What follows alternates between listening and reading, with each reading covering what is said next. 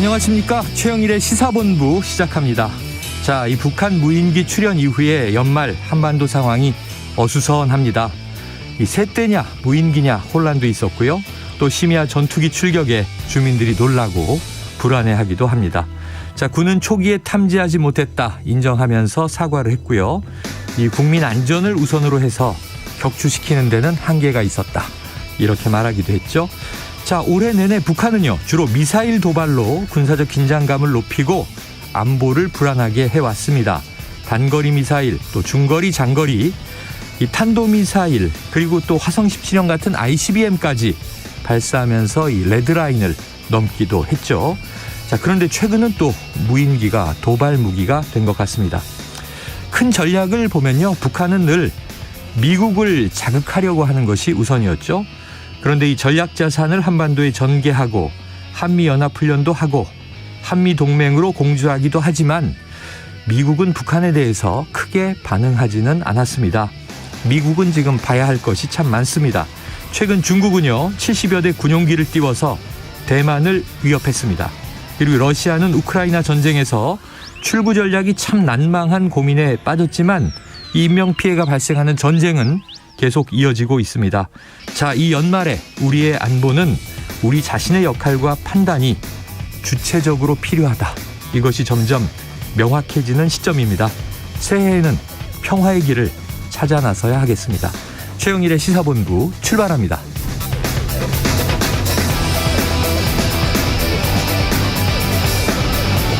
네, 1부에는요 오늘의 핵심 뉴스를 한입에 정리해드리는 한입뉴스 기다리고 있고요. 2부에서는 화제의 인터넷 뉴스를 다뤄보는 스트릿 뉴스 파이터, 그리고 이재호 국민의힘 상임고문과 함께 보수의 품격, 그리고 사건 본부까지 만나봅니다. 1부 마지막에 신청곡을 들려드리고 있는데요. 디저트송. 자, 오늘도 듣고 싶은 노래가 있으시면요 문자 샵 9730으로 자유롭게 신청해 주시기 바랍니다. 짧은 문자 50원, 긴 문자는 100원이고요. 오늘의 디저트송으로 선정되신 청취자께는 저희가 치킨 쿠폰을 보내드리고 있습니다. 자, 오늘도 많은 참여 기다리겠습니다.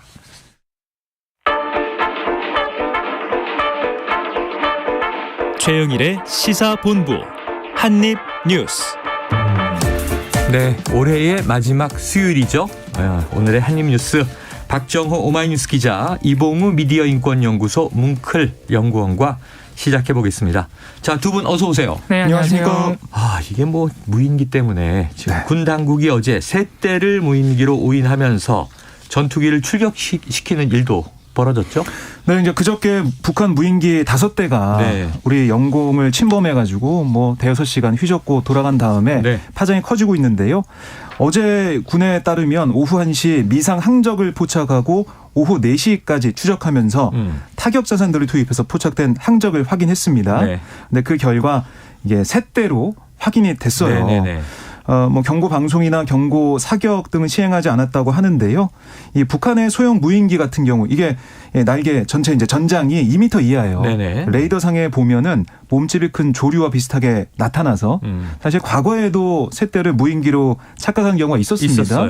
그래서 이 전투기가 출격하는 일도 2019년에 있었는데 그래서 이 상황을 좀 확인하는 그런 일이 있었고, 그러다 보니까 이 주민들에게 이 상황 관련해서 문자가 발송되는, 재난안전 문자가 발송되는 일이 또 있었는데요.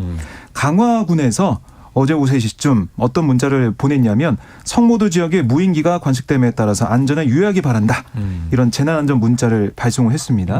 아울러 이제 강화도 이 삼산면과 서도면 일대 주민들의 주의를 당부하는 안내 방송도 2차례 나왔었는데요. 이 군이 그저께 대응을 제대로 못했다, 주민들한테 알리지 않았다, 이런 비판이 나온 가운데 이 자치단체 측에서 좀 주민들한테 이걸 빨리 좀 알리는 상황이 아니었나 싶은데 결국에는 무인기가 아니라 세 대였다. 이 정말 무인기 보고 놀란 가슴, 새 때 보고 놀라는 그런 상황이 벌어지게 된 것 같은데요. 이게 어제만 있었던 게 아니고요. 오늘 새벽에도 전방적을 감시하던 우리 군 레이더에 미상 항적이 포착이 됐습니다. 그래서 우리 군이 즉각 대응에 나섰는데 우리 군 항공기 조종사가 육안으로 봤더니 레이더선 물체는 풍선과 같은 형상이었다, 이렇게 좀 알려지고 있어요. 그런데 이렇게 새벽 시간대 우리 군 전투기가 긴급 출격을 하면서 수도권, 인천 지역 등등에서 주민들이 잠에서 깨가지고 이게 무슨 소리냐, 무슨 굉음이냐, 예, 잠에서 깨서 불안에 떨어야 했습니다. 네, 그래요. 이게 워낙 그 불안 심리가 커지면 이 사람들이 다 예민해지죠.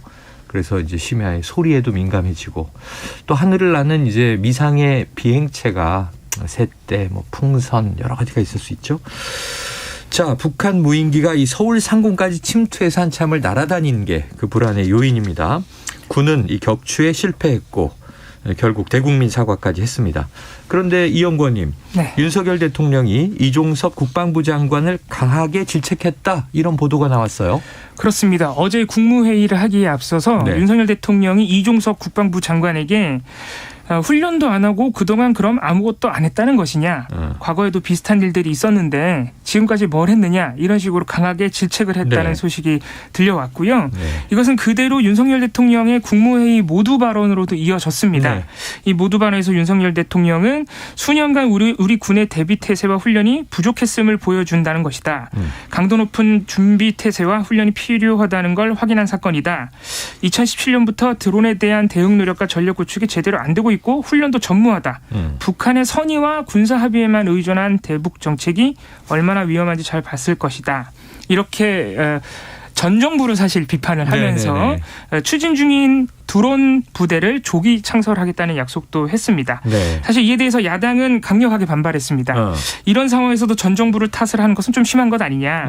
유체 이탈 화법이다. 군 통수권자가 누구냐 이렇게 비판을 했는데요.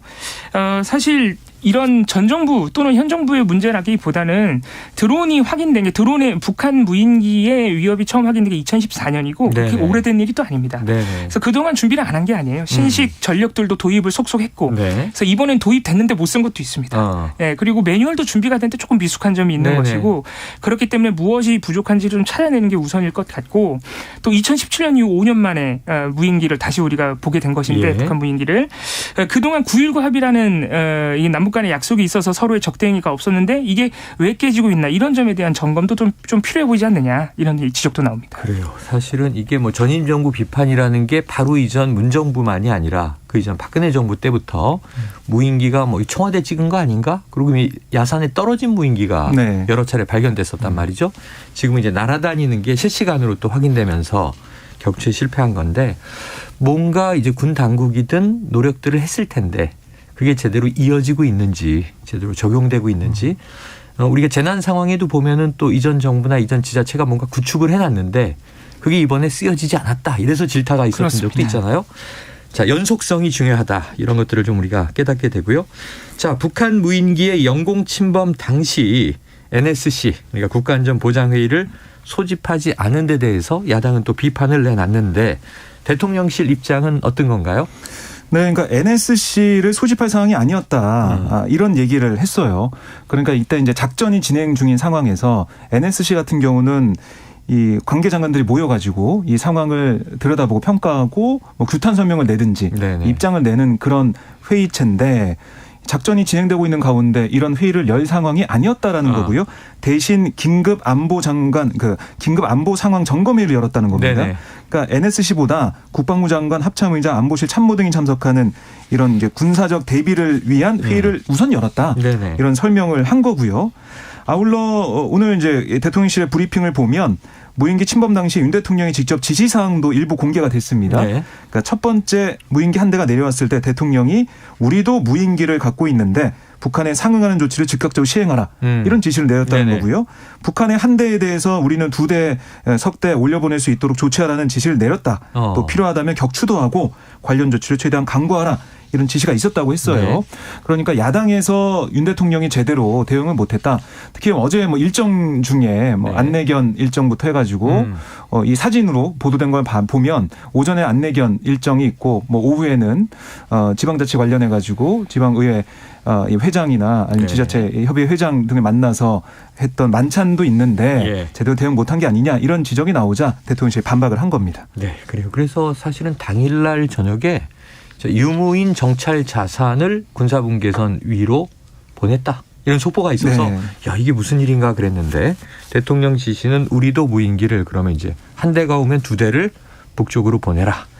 자, 이런 작전은 또 어떻게 전개됐는지 이후에 한번 종합적인 정리가 필요해 보이네요. 다음 이슈로 넘어갑니다. 자, 어제 국무회의에서 결국 이제 사면자 명단이 최종 확정이 됐고 어제 보도가 있었죠. 자, 김경수 전 경남지사 윤석열 정부의 특별 사면으로 출소를 했는데 자, 지난 대선 때 드루킹 댓글 여론조작 사건으로 유죄가 확정됐던 겁니다. 네. 특별 사면 때문에 이제 오늘 이 김경수 전 지사가 출소를 했어요. 네. 그래서 입장을 내놨는데 취재진 앞에서 뭐라고 했냐면 따뜻한 봄에 나오고 싶었는데 본의 아니게 네. 추운 겨울에 나왔다. 이렇게 얘기를 했는데 사실은 이제 가석방 불원서를 냈었으니까 그랬죠. 거기에 대한 어떤 김 전 지사의 비판적인 생각이 나온 것 같고요. 그리고 이번 사면은 받고 싶지 않은 선물을 억지로 받은 셈이다. 원치 않았던 선물이라 고맙다고 할 수도 없고 돌려보내고 싶어도 돌려보낼 방법이 전혀 없다. 결론적으로 보면 이 보낸 쪽이나 받은 쪽이나 지켜보는 쪽이나 모두 난감하고 딱한 상황이다. 이렇게 얘기를 했고요. 이어서 제가 가졌던 성찰의 시간이 우리 사회가 대화, 타협, 사회적 합의를 토대로 돼서 더 따뜻한 사회를 만드는 걸음이 되도록 더 낮은 자세로 성찰하고 노력하겠다. 이렇게 얘기를 했고요. 네. 이 기자들 질문을 받지 않은 채 이 교도소 앞을 떠났는데 오늘 오전 10시에 김해 이제 봉하마을 고 노무현 전 대통령 묘역을 참배했습니다. 그 첫 일정이었는데요. 거기서 김 전 지사는 노무현 전 대통령이 왜 이렇게 국민 통합에 애썼는지 돌아봐야 된다. 이렇게 강조하면서 향후 계획은 차분히 정리해서 얘기를 하겠다라고 설명을 했습니다. 네, 뭐 1,300명이 넘는 사면자 그리고 그중에 이제 고위공직자, 국회의원 등 정치인이 또 이제 한 70여 명 되더라고요. 네. 그런데 이제 이 김경수 전 지사의 사면이 제일 좀 뜨거운 공방인 것 같아요. 네. 자, 여야 정치권 입장이 확 갈린 것 같은데 공방의 내용은 주로 어떤 겁니까? 일단 민주당에서는 야권에서는 이번 사면 전반적으로 좀 불만이 크게 있습니다. 네네. 왜냐하면은 일단 윤석열 대통령이 사실 강골 검사로 굉장히 이미지를 띄우게 됐던 여러 사건들, 그러니까 본인이 네네. 수사하고 구형했던 사건들, 네네. 국정농단 사건, 이명박 박근혜 정부 군과 국정원의 댓글 공작, 선거 개입 사건, 선거 개입이죠. 이런 주요 피해자들, 그 혐의자들이 사실 대부분 네네. 사면 복권이 됐고요. 거기다가 최측근 대통령 최측근 김태효 실장까지 사면이 되면서 네네. 최근에 사실 유죄 확정 판결을 받았거든요. 그게 한 10월이니까 2달쯤 됐죠. 그렇습니다. 그런 사면이 국민 통합이 되느냐 이런 지금 불만이 있는 상황에서 특히 이 야권에서 그나마 대표적으로 사면된 인물이 김경수 전 지사와 이제 전병헌 전 정무수석 정도가 있는 것인데 네네. 이 김경수 전 지사 같은 경우에는 이제 여야가 가장 강력하게 공방을 주고받고 있습니다. 네. 전재수 민주당 의원 같은 경우에는 복권 없는 사면은 이 김 전 지사 개인을 넘어서 노무현 가문에 대한 모욕을 주기 위한 것이다. 대단히 부적절하다라고 강하게 비판을 했고요. 하지만 국민의힘에서는 김기현 의원 같은 경우 민주주의 핵심 기반인 선거를 조작했던 반민주 중범죄자다. 그러니까 이렇게 주장하는 것은 뻔뻔하다. 무죄라고 생각하면 죄를 덮어 씌운 문재인 전 대통령에게 찾아가라라고 이렇게 문 전 대통령까지 좀 싸잡아 비판하는 태도를 보였습니다. 그래요. 자, 이게 또 한동안 뭐 연말 공방은 이어질 것 같은데. 자, 그런 상황에서 오늘 원래는 28일 국회 올해 마지막 본회의가 예정돼 있지 않았습니까? 네. 여기서 일몰 법안들을 일괄 처리한다. 이것도 있었고 또 한 가지 주목된 것이 이제 노웅래 의원에 대한 체포동의안. 이 표결을 하면 과연 가결이냐 부결이냐. 이것도 중요한 대목인데 지금 오늘 본회의 처리가 가능한가요? 열리나요? 본회의는 열립니다. 열려요. 오후 4시에 예정이 돼 있는데 네네. 언급하신 것처럼 일몰 법안 관련 합의에는 여야가 이르지 못했어요. 네네. 그래서 오늘 본회의에선 처리가 어렵다라고 보시면 되겠는데요. 화물자동차 운수사법 개정안, 그러니까 안전운임제, 여기다가 근로기준법 개정안, 그러니까 8시간 추가 연장 근로제, 그리고 국민건강보험법 개정안, 그러니까 건강보험의 국고재정 지원, 여기에 대한 논의가 사실은 잘 되지 않았습니다. 네. 어제까지 안 됐기 때문에 이 상임위 차원의 논의를 비롯해서 여야 원내대표 간 담판까지 벌였지만 이게 불발이 된 상황이고요. 지금 야당에서는 안전운임제 이거 일몰되면 안 된다라고 하는 거고 네. 국민의힘 쪽에서는 이거 처음부터 다시 재검토해야 된다. 일몰시키자라는 거고요. 근로기준법 개정 같은 경우는 이거는 8시간 추가 연장 근로제 이거는 좀 일몰되면 안 된다는 게 또 국민의힘의 입장이고 네네. 반면에 민주당에서는 이거 그대로 해줄 수는 없다. 노란봉투법을 또 얘기를 하고 있어요. 네. 그러니까 이 손배소를 제한하는 그런 노동자들 향해서 그 법안까지 함께 논의하자라는 거기 때문에 합의가 지금 안 되고 있는 상황이고 결국 오늘 안 되고 여야 의원들 얘기 좀 들어보니까 오는 30일 자, 금요일에 다시 이제 본회의를 잡아서 네. 이때 처리할 수도 있다. 이런 얘기도 나오고 있는데 네. 그러니까 이게 여야가 뭔가 주고받기식의 타협이 되지 않으면 다 통과가 안 될 수도 있다. 이렇게 볼 수가 있겠습니다. 네.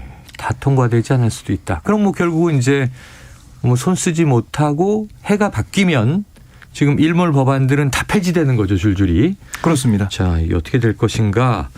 자, 그러면 체포동의안 얘기도 드렸는데 이게 오늘이 마지막 본회의가 될 것인가, 금요일로 미뤄져서 정말 올해 마지막 본회의가 될 것인가. 어떤 안건 처리가 또 남아 있습니까? 일단 오늘 본회의에서 처리가 예상되는 법안들은요. 한국전력의 회사채, 한전채 발행 한도를 기존 2배에서 최대 6배까지 올려주는 한전법 개정안. 네네. 그리고 한국가스공사 사실 부채가 많은데 네네. 역시 회사채 발행 한도를 현재 4배에서 5배로 확대해주는 개정안을 오늘 본회의 안건에 올려서 네. 처리가 예상되고 있습니다. 또 하나 내년 1월 임기가 시작되는 여당 몫의 국회 상임위원장도 선출을 해서요. 국민의힘 상임위원장으로 배분이 돼 있는 기재위원장, 외교통일위원장, 국방위원장, 행안위원장, 정보위원장 위원장들을 선출할 것으로 보입니다. 네. 자, 그러면 박 기자님, 네. 노무현 의원 체포동의안은요? 네, 오늘도 아마 오늘 상정이 될 것 같아요. 네네. 오늘 투표가 있을 것 같은데 지금 현재 기류를 보면은 민주당에서 오늘 이재명 대표가 광주 지역에 가서 민생 현장을 돌아보고 있는 상황인데 검찰 독재를 규탄하는 그런 연설에도 진행을 하더라고요. 네네. 시장에서 진행하는 그런 모습을 볼 때 노웅래 의원 건도 검찰의 탄압이다. 무리한 야당 탄압이다. 이런 논리를 들어서 아마 민주당에서는 반대표가 나오지 않을까 싶은데 부결되지 오늘 않겠는가? 3시에 민주당 의원총회가 있어요. 네네. 그래서 뭐 정확한 얘기가 좀 나올 것 같습니다. 그래요. 오후 3시에 민주당은 의총을 열고 4시에 본회의는 예정돼 있습니다. 자, 이게 참 올해가 며칠 남지 않았는데 끝까지 뭐가 다 처리되지 않은 채로 국회는 조금 찜찜한 상황으로 갑니다. 깔끔하지가 않습니다. 자, 지금 12시 37분 지난 시간인데요.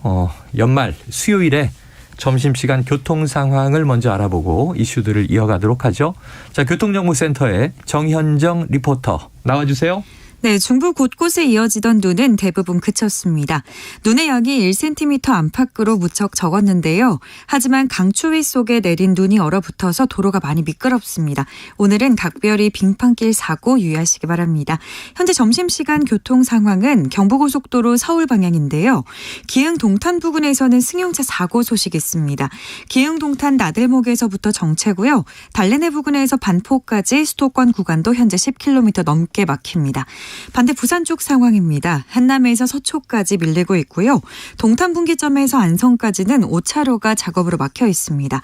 경인고속도로 서울 방향으로 부천에서 신월까지 천천히 가고요. 서울 양양고속도로 상황은 서울 쪽입니다. 서양행에서 인제터널까지 1차로에서 도로 보수 작업을 하고 있습니다. 한편 서울 시내 상황은 올림픽대로 잠실 방향 반포대교에서 한남대교 사이 2차로에서 추돌 사고가 났습니다. 한강대교에서 한남대교 남단까지 천천히 갑니다. 안전운행 하시기 바랍니다. KBS 교통정보센터에서 정현정입니다.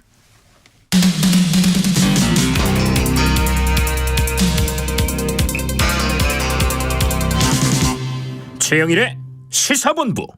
네, 다음 뉴스로 넘어가 보겠습니다. 자, 지금 이태원 참사에 대한 국정조사 뒤늦게 이제 여당 참여로 시작이 돼서 진행 중에 있습니다. 지금 이 국정조사 특별위원회의 1차 기관 보고가 어제 있었는데요. 자, 박 기자님 여기에 네. 드디어 이상민 행안부 장관이 출석을 했군요. 그렇습니다. 사실 이제 야당에서는 이상민 행안부 장관의 행적 참사 당일에 어떤 일을 했는지 네네. 여기에 대해서 따져 묻는 모습을 볼 수가 있었는데 그러니까 이 장관이 참사 당일인 10월 29일 오후 11시 20분쯤 사건을 인지한 다음에 네. 85분 정도 지난 30일 0시 45분쯤에 현장에 도착을 한 게 이게 시간 낭비 아니냐 이런 윤건영 민주당 의원의 지적이 있었어요. 네. 그랬더니 이상민 장관은 그렇게 생각하지 않는다라고 반박을 했고 또 윤 의원이 직접 운전해서 갔냐 아니면 기사가 올 때까지 기다렸냐라고 물어보자 이 장관은 기사가 왔다. 그래서 일산에서 압구정까지 차를 몰고 오느라 그러면 시간을 허비한 거 아니냐 이런 지적이 나오자 이상민 장관은 저는 그렇게 생각하지 않는다. 기사가 오는 사이에 상황을 파악하고 있었다라고 얘기를 했고 그래서 이제 다시 이제 민주당에서는 통상적이라면은 택시라도 타고 가면서 지시를 내리는 거 아니냐. 상황실로 가든 현장으로 가든 그 시간에 수행 비서를 기다리고 있었기 때문에 85분 낭비한 거 아니냐 이렇게 주장을 하니까 이상민 장관이 어떻게 얘기했냐면 이미 골든타임이 지난 시간이었다. 이렇게 얘기를 했어요. 네네. 그러자 야당 의원들이 뭐 그걸 말이라고 하냐 이렇게 소리치면서 네네. 강하게 반발했고요. 그랬더니 이 장관은 거기에 뭐 지지 않고 제가 그 사이에 놀고 있었겠습니까? 상식적으로 생각을 해보세요. 나름대로 여기저기 전화하면서 상황을 다 파악하고 있었습니다. 답을 해가지고 야당 의원들의 뭐 질타를 받는 모습이었습니다. 네네. 그래서 유가족들도 이제 지켜보면서 한숨을 내쉬는 상황이었는데 이 발언에 대해서 야당 의원들이 계속 뭐 질타를 하고 질책을 하고 하니까 이상민 장관이 나중에 이제 제가 골든타임을 판단한 자격이 없는데 성급하게 말한 것 같다. 유감의 말씀을 드린다. 네. 이렇게 상황을 정리를 했습니다. 그래요. 공방을 벌이다가 결국은 성급했다는 유감까지 나왔는데 자 그리고 또 한 가지 논란이 있었던 것이 행정안전부가 이 희생자 유족 명단을 확보했느냐 못했느냐 가지고 이제 공방이 있었고 좀 말을 바꾼 것 아니냐 혹은 뭐 나중에 결국 거짓말한 것 아니냐 그래서 이런 이제 일들이 있었어요. 관련된 질의가 어제 나왔다면서요. 그렇습니다. 어제 이제 여러 가지 질의가 오가면서 사실 유족분들이 화가 많이 나시고 조금 분통을 터뜨리셨는데 네. 그렇게 만들었던 장면 중에 하나가 바로 이 명단을 가지고 있느냐에 대한 네. 해명이었는데 대통령의 지시가 참사 다음날 10월 30일에 새벽에 바로 유족에게 알리기 위해서 빨리 희생자 명단을 파악하라는 이 지시가 내려왔는데 네네. 왜 계속해서 정부에서 특히 행안부 장관이 명단이 없다고 하느냐라는 네. 질의가 나오자 네. 이상민 장관은 서울시가 개인정보를 이유로 주지 않았다. 그리고 서울시가 1:1 공무원 매칭 등을 다 관장했다. 이런 태도를 반복을 했어요. 그런데 생각해보면 이미 11월에 네. 서울시가 행안부 실무자에게 줬다. 네. 명단을 유족 명단을 네네네. 이런 보도가 나와서 확인이 된 바도 있었거든요. 네네. 그래서 이제 야당 쪽 특히 야당 쪽 위원들이 계속해서 질의를 하니까 결국에는 이 윤익은 경찰청장에게도 질의가 넘어갔습니다. 명단 파악은 어차피 경찰에서 먼저 할 거니까. 네네. 그랬더니 윤익은 청장은 중대본에 넘겼다라고 답변을 한 거예요. 그래요. 여기서 이상민 장관이 이 얘기를 듣고 중대본에 넘겼다는 게 무슨 말인가요? 라고 경찰청장에게 이제 와서 되묻는 장면이 네네네.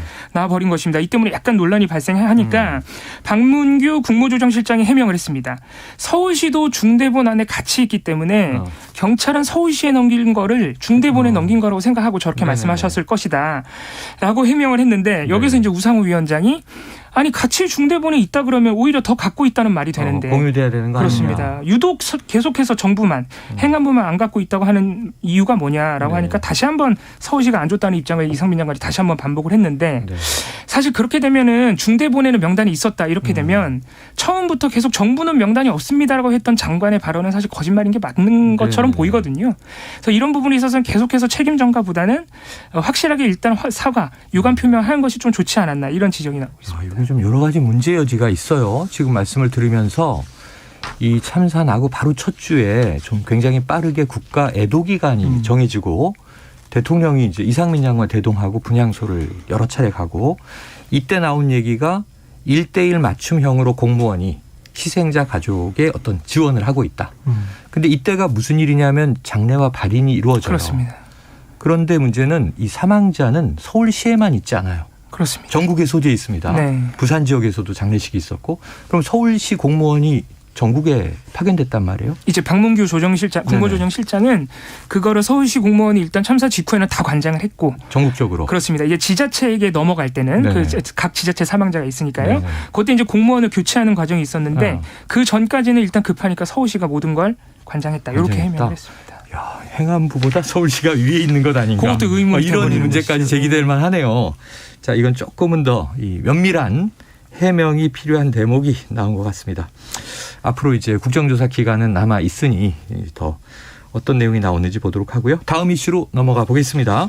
자, 정부가 이 노동개혁에 역점을 두면서 내세우는 것이 노동조합의 재정 투명성을 강력히 요구하겠다. 이런 이야기가 계속 나오고 있었죠. 어제 다시 한번 강조된 것 같은데 이제는 노동조합에 이어서 뭐 시민단체까지 언급이 됐네요. 네, 그렇습니다. 어제 윤석열 대통령의 발언 이걸 좀 봐야 되는데요. 사적 이익을 위해 국가 보조금을 취하는 행태가 있다면 이는 묵과할 수 없는 행위다. 그러니까 국민의 혈세가 그들만의 이권 카르텔에 쓰인다면 국민 여러분께서 이걸 알고 용납하지 않으실 것이다 라고 얘기를 했어요. 그러니까 혈세 쓰는 곳에 성역이 없다는 겁니다. 방만한 낭비성 사업 과감히 정비하고 보조금의 투명성을 확보할 수 있도록 관리 체계를 강화하라. 네. 각 부처에 주문을 했는데요. 지금 기재부 자료를 보면 문재인 정부 5년 동안 국고보조금 교부 이 보조 사업 수가 30% 가까이 증가를 했습니다. 네. 여기다가 부정수급으로 적발된 보조금이 2,300억 넘는 걸로 지금 나타나고 있는 상황인데 특히 탈원전 정책과 맞물려서 5년 동안 12조 원 투입한 태양광 뭐 이런 신재생 에너지 사업 표본 조사만으로도 1,800억대 비례가 확인됐다. 이게 지금 정부의 설명이에요. 네네. 결국에는 이걸 이런 식의 어떤 부정행위가 더 있을 수도 있다라고 지금 파악을 해본다는 거고요. 사실은 윤 대통령이 대선 후보 시절에 이 시민단체 공금 유용과 회계 부정을 방지할 수 있는 이른바 윤미향 방지법 이걸 추진하다가 공약을 한 바 있어요. 네네. 그래서 실제 윤석열 정부 120대 국정과제 첫 국정 목표 이게 상식이 회복된 반듯한 나라 이렇게 목표를 세운 다음에 민간단체 회계 투명성 강화를 명시를 했습니다. 그래서 이렇게 약속했던 공약했던 그런 것들을 이제 본격적으로 해 나가겠다라고 하고 있는데 이게 이 중앙정부에서 이렇지만 서울시도 네. 윤석열 대통령 퇴진 촛불 집회 이걸 주관한 촛불 중고생 시민연대 등록을 말소하고 네. 올해 보조금 1,600만 원 전에 환수하기로 했다. 이런 소식도 들려오고 있거든요. 그래서 민간단체에 대한 이런 회계 감사 또 고강도 어떤 감사 이런 것들이 전방위로 진행되지 않을까 이렇게 예상이 됩니다. 네, 여기에 대해서 뭐 시민단체나 여러 각기 입장들이 있을 텐데 이 연구원님 주로 어떤 얘기들이 나오고 있습니까? 일단 시민단체나 노동조합에서는 양대 노총 모두 강하게 반발하고 있습니다. 네네. 일단 조합원들이 내는 돈을 조합원들에게는 회계 공시를 공개를 하고 있기 때문에 결산장부를 1년에 2번 감사를 받아서 그래서 이 깜깜이라는 프레임 자체가 좀 잘못된 것이다. 네네네. 이 노조의 자율성을 침해할 우려가 있다. 그리고 또 근본적으로는 지금 현재 정부가 노동시간 연장이나 아니면 뭐 주휴수당 폐지와 같은 어떻게 보면 노동자들에게 굉장히 불리한 정책들을 개혁이라는 이름으로 추진하는데 이것을 좀 압박하려고 이런 돈과 관련된 카드를 꺼내든 것 아니냐 이런 반발이 있고요. 시민단체 쪽에서도 일종의 이념적으로 이 시민단체들을 좀 옥죄기 위해서 압박하기 위해서 또 이렇게 돈줄 제기에 들어간 것 아니냐 이런 반발이 나오고 있습니다. 네. 자, 이것도 앞으로 좀 마찰이 있을 부분인데 또 새해로 이어질 이슈로 보여집니다. 자, 다음 이슈로 가보죠. 아유, 오랜만에 좋은 뉴스가 하나 눈에 네. 띄네요. 자, 우리나라 최초의 달 탐사선 다누리입니다. 다누리. 근데 발사할 때부터 이제 연말이면 달 목표 궤도에 안착할 것이다. 이런 이제 이 계획 예상이 나왔었는데 결국 안착을 하는데 성공을 한 거군요. 네, 과학기술정보통신부와 한국항공우주연구원이 오늘 이제 밝힌 내용인데요. 지난 26일 오전 11시 6분 마지막 임무 궤도 진입 기동을 수행한 결과 다누리가 달 궤도 진입에 최종 성공했다. 이렇게 네. 발표를 했습니다. 이 다누리는 목표한 달 임무 궤도인 상공 100km에 진입을 해서 2시간 주기로 달을 공전하고 있는데요. 앞으로 할 일이 많아요. 이 달 극지방에서 물의 존재를 찾고 오는 2030년 우리나라가 보낼 달 착륙선이 착륙할 후보지를 탐색하게 되는데 지금 이 다누리에 실린 탑재체 가운데 고해상도 카메라가 있어요. 네네. 그걸로 달 표면 관측 영상을 찍어서 이런 표면을 잘 분석한 다음에 달 착륙선 후보지를 탐색을 하는 거고 또 달에 매장된 자원을 탐색하는데 감마선 분광기나 광시야 평광 이 카메라 이런 것들도 사용이 돼서 정말 이 달에 우리가 착륙하고 달에 기지를 짓고 이런 게 우리는 어렸을 때 만화책에서 많이 봤었잖아요. 뭐 공상과학 영화나 애니메이션이나 이런 데서 많이 봤었는데 이게 진짜 실제로 우리 눈앞에 펼쳐질 수도 있겠다 이런 생각이 들더라고요. 그런 얘기를 SF 얘기를 하시니까 갑자기 우리나라가 세계 최초로 좀 외계인을 만났으면 좋겠다. 네. 이용건님 뭐 아니에요.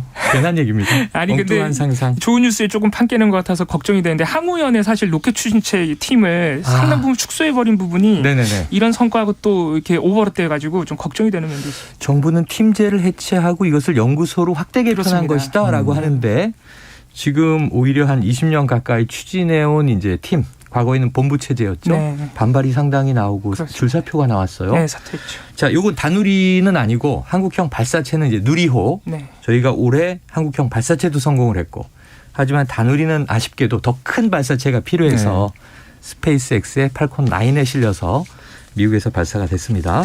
자, 어쨌든 지금 뭐 달 탐사선은 성공, 한국형 발사체도 올해 성공했는데 이 조직의 또 이 어떤 화합이 중요하겠죠.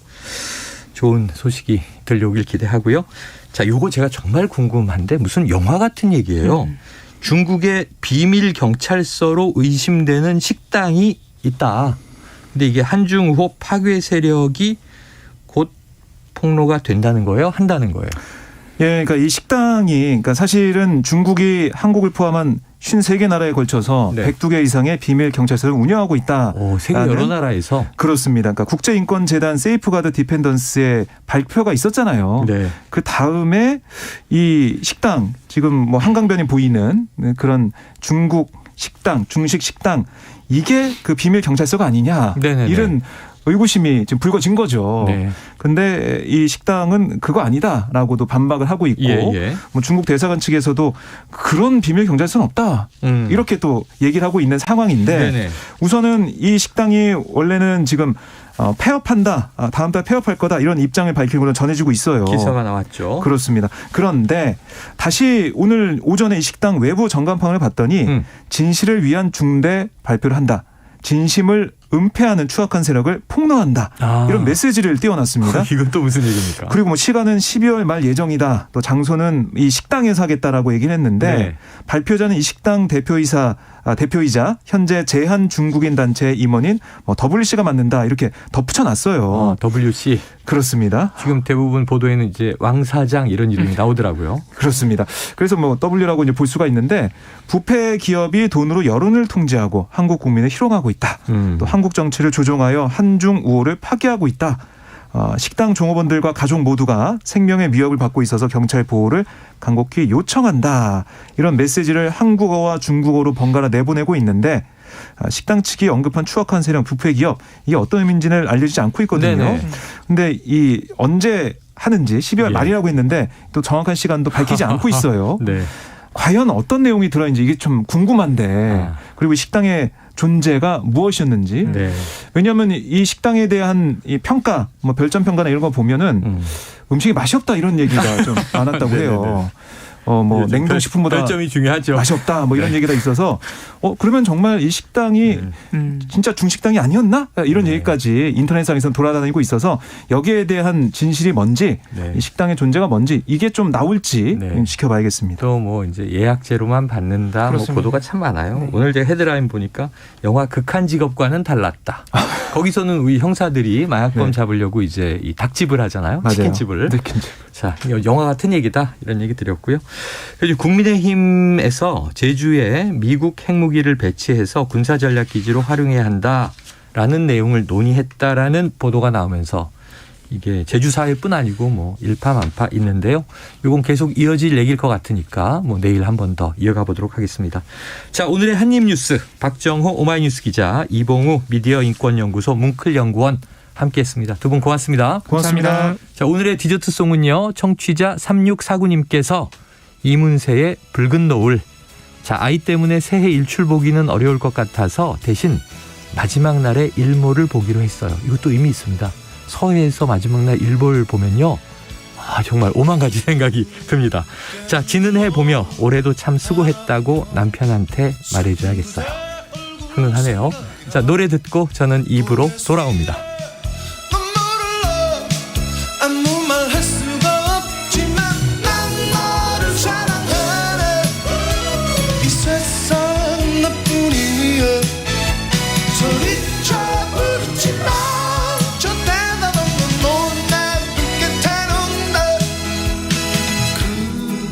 세월 속에 잊어야 할 기억들이 다시 생각나며 눈 감아요 소리 없이 그 이름 불러요 아름다웠던 그대 모습 다시 볼 수 없는 것 알아요 후회 없어 저 다른 노을 붉은 노을처럼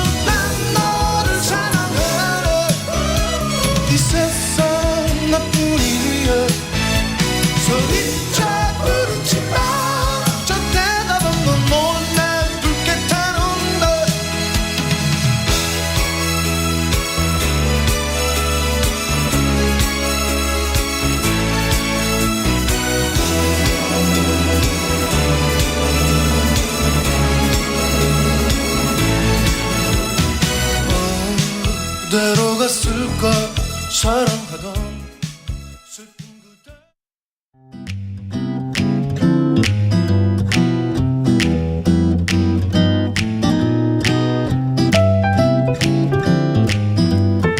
안녕하세요. 바른말 고운말입니다. 드라마에 등장하는 악인들의 공통적인 특징 중에 하나가 자신의 잘못된 행동을 다른 사람에게 덮어 씌우는 거지요. 이와 같이 남에게 넘겨 씌우거나 남에게서 넘겨받은 허물이나 걱정거리, 그리고 억울한 누명이나 오명을 가리켜 말할 때 덤태기 또는 덤탱이 같은 표현을 쓰기도 합니다. 그런데요, 둘 다 표준어가 아니고 덤터기가 맞는 표현입니다. 예를 들면 남의 빚보증을 잘못 써는 바람에 덤터기를 만나 남의 빚까지 대신 갚아야 한다라든지, 엉뚱한 사람에게 덤터기를 씌우지 마라와 같이 말할 수 있습니다.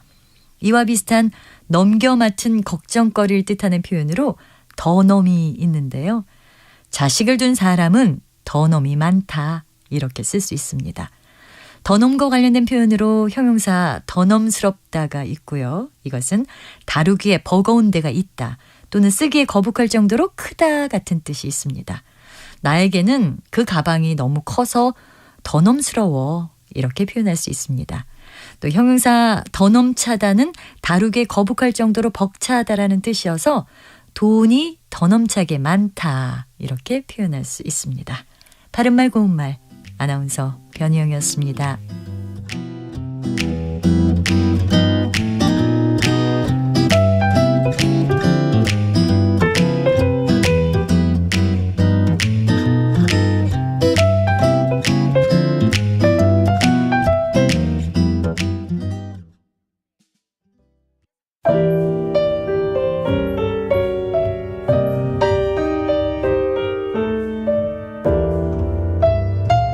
내일의 품격, 김성환의 시사야에서 챙겨가세요.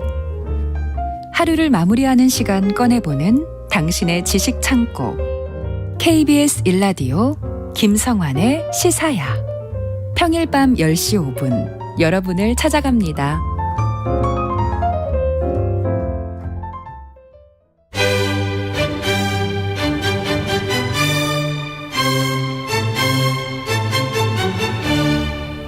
여유로운 저녁 시간, 고품격 시사토론과 함께하세요.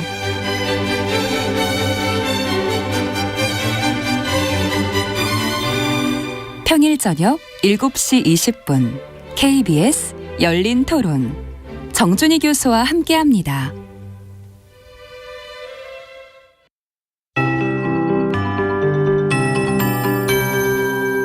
KBS 58분 날씨. 중부지방에 눈이 살짝 내린 뒤 찬 공기가 밀려오고 있습니다. 도로 곳곳이 빙판길을 이룬 만큼 조심히 이동하시고요. 충남 서해안과 전라 서해안은 내일 새벽까지 1cm 안팎의 눈이 내리겠습니다. 오늘 서울은 종일 영하권 추위가 예상됩니다. 현재 기온 영하 1도 선인데 체감상으론 영하 6도로 느껴지고 있습니다. 낮 기온이 어제보다 낮아서 대전 1도, 광주 3도, 부산 8도 안팎에 머물겠고요. 중부 내륙과 경북 북부에 한파특보가 이어지는 가운데 내일 아침은 오늘보다 춥겠습니다. 서울이 영하 8도, 철원 영하 16도, 대전 영하 7도, 광주 대구 영하 4도 안팎까지 떨어지겠습니다. 공기질은 수도권의 경우 보통 단계를 회복했는데요. 오늘은 영서 남부와 충청, 남부지방에 먼지가 많습니다. 충북 북부는 어제부터 초미세먼지 주의보가 내려져 호흡기 건강 잘 챙기시는 게 좋겠고요. 내일은 경기 남부와 충북의 공기가 밤한때 탁해지겠습니다. 한편 동해안 지역은 메마른 날씨가 이어지고 있습니다. 강원 산지는 건조주의보에 강풍특보까지 내려져 불씨관리 잘 해주셔야겠고요. 새해 첫날엔 서울의 아침 기온이 영하 3도, 낮 기온 영상 4도로 심한 한파는 없겠습니다. 지금 서울의 기온은 영하 1.2도입니다. 박다효입니다.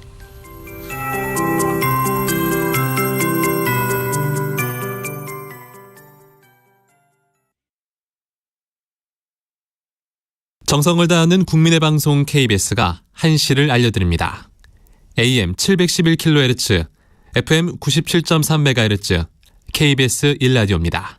HLKA.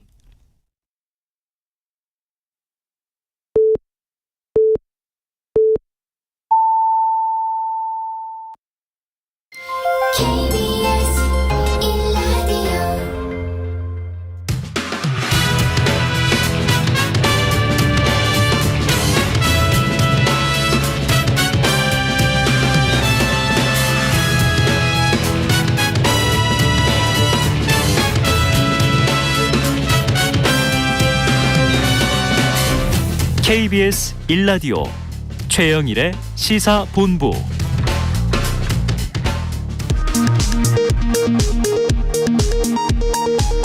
이 시각 라디오 정보센터 뉴스입니다. 우리나라 첫 달 궤도선 다누리가 달 상공 100km 임무 궤도 진입에 성공했습니다. 과학기술정보통신부와 한국항공우주연구원은 오늘 다누리가 목표한 달 임무 궤도에 진입했다고 발표했습니다. 대통령실은 지난 26일 북한 무인기가 우리 영공을 침범했을 때는 긴박한 상황이 계속 진행됐기 때문에 국가안전보장회의 NSC를 열 상황이 아니었고 열 필요도 없었다고 밝혔습니다. 윤석열 대통령은 군의 대응에 대해 강하게 지책한 것으로 알려졌습니다. 방역당국은 코로나19 확산 중인 중국을 표적 검역국으로 지정하고 입국자 감시를 강화한 데 이어 오늘 30일 추가 방역 조치를 발표합니다. 지금까지 라디오 정보센터 뉴스 정한나였습니다.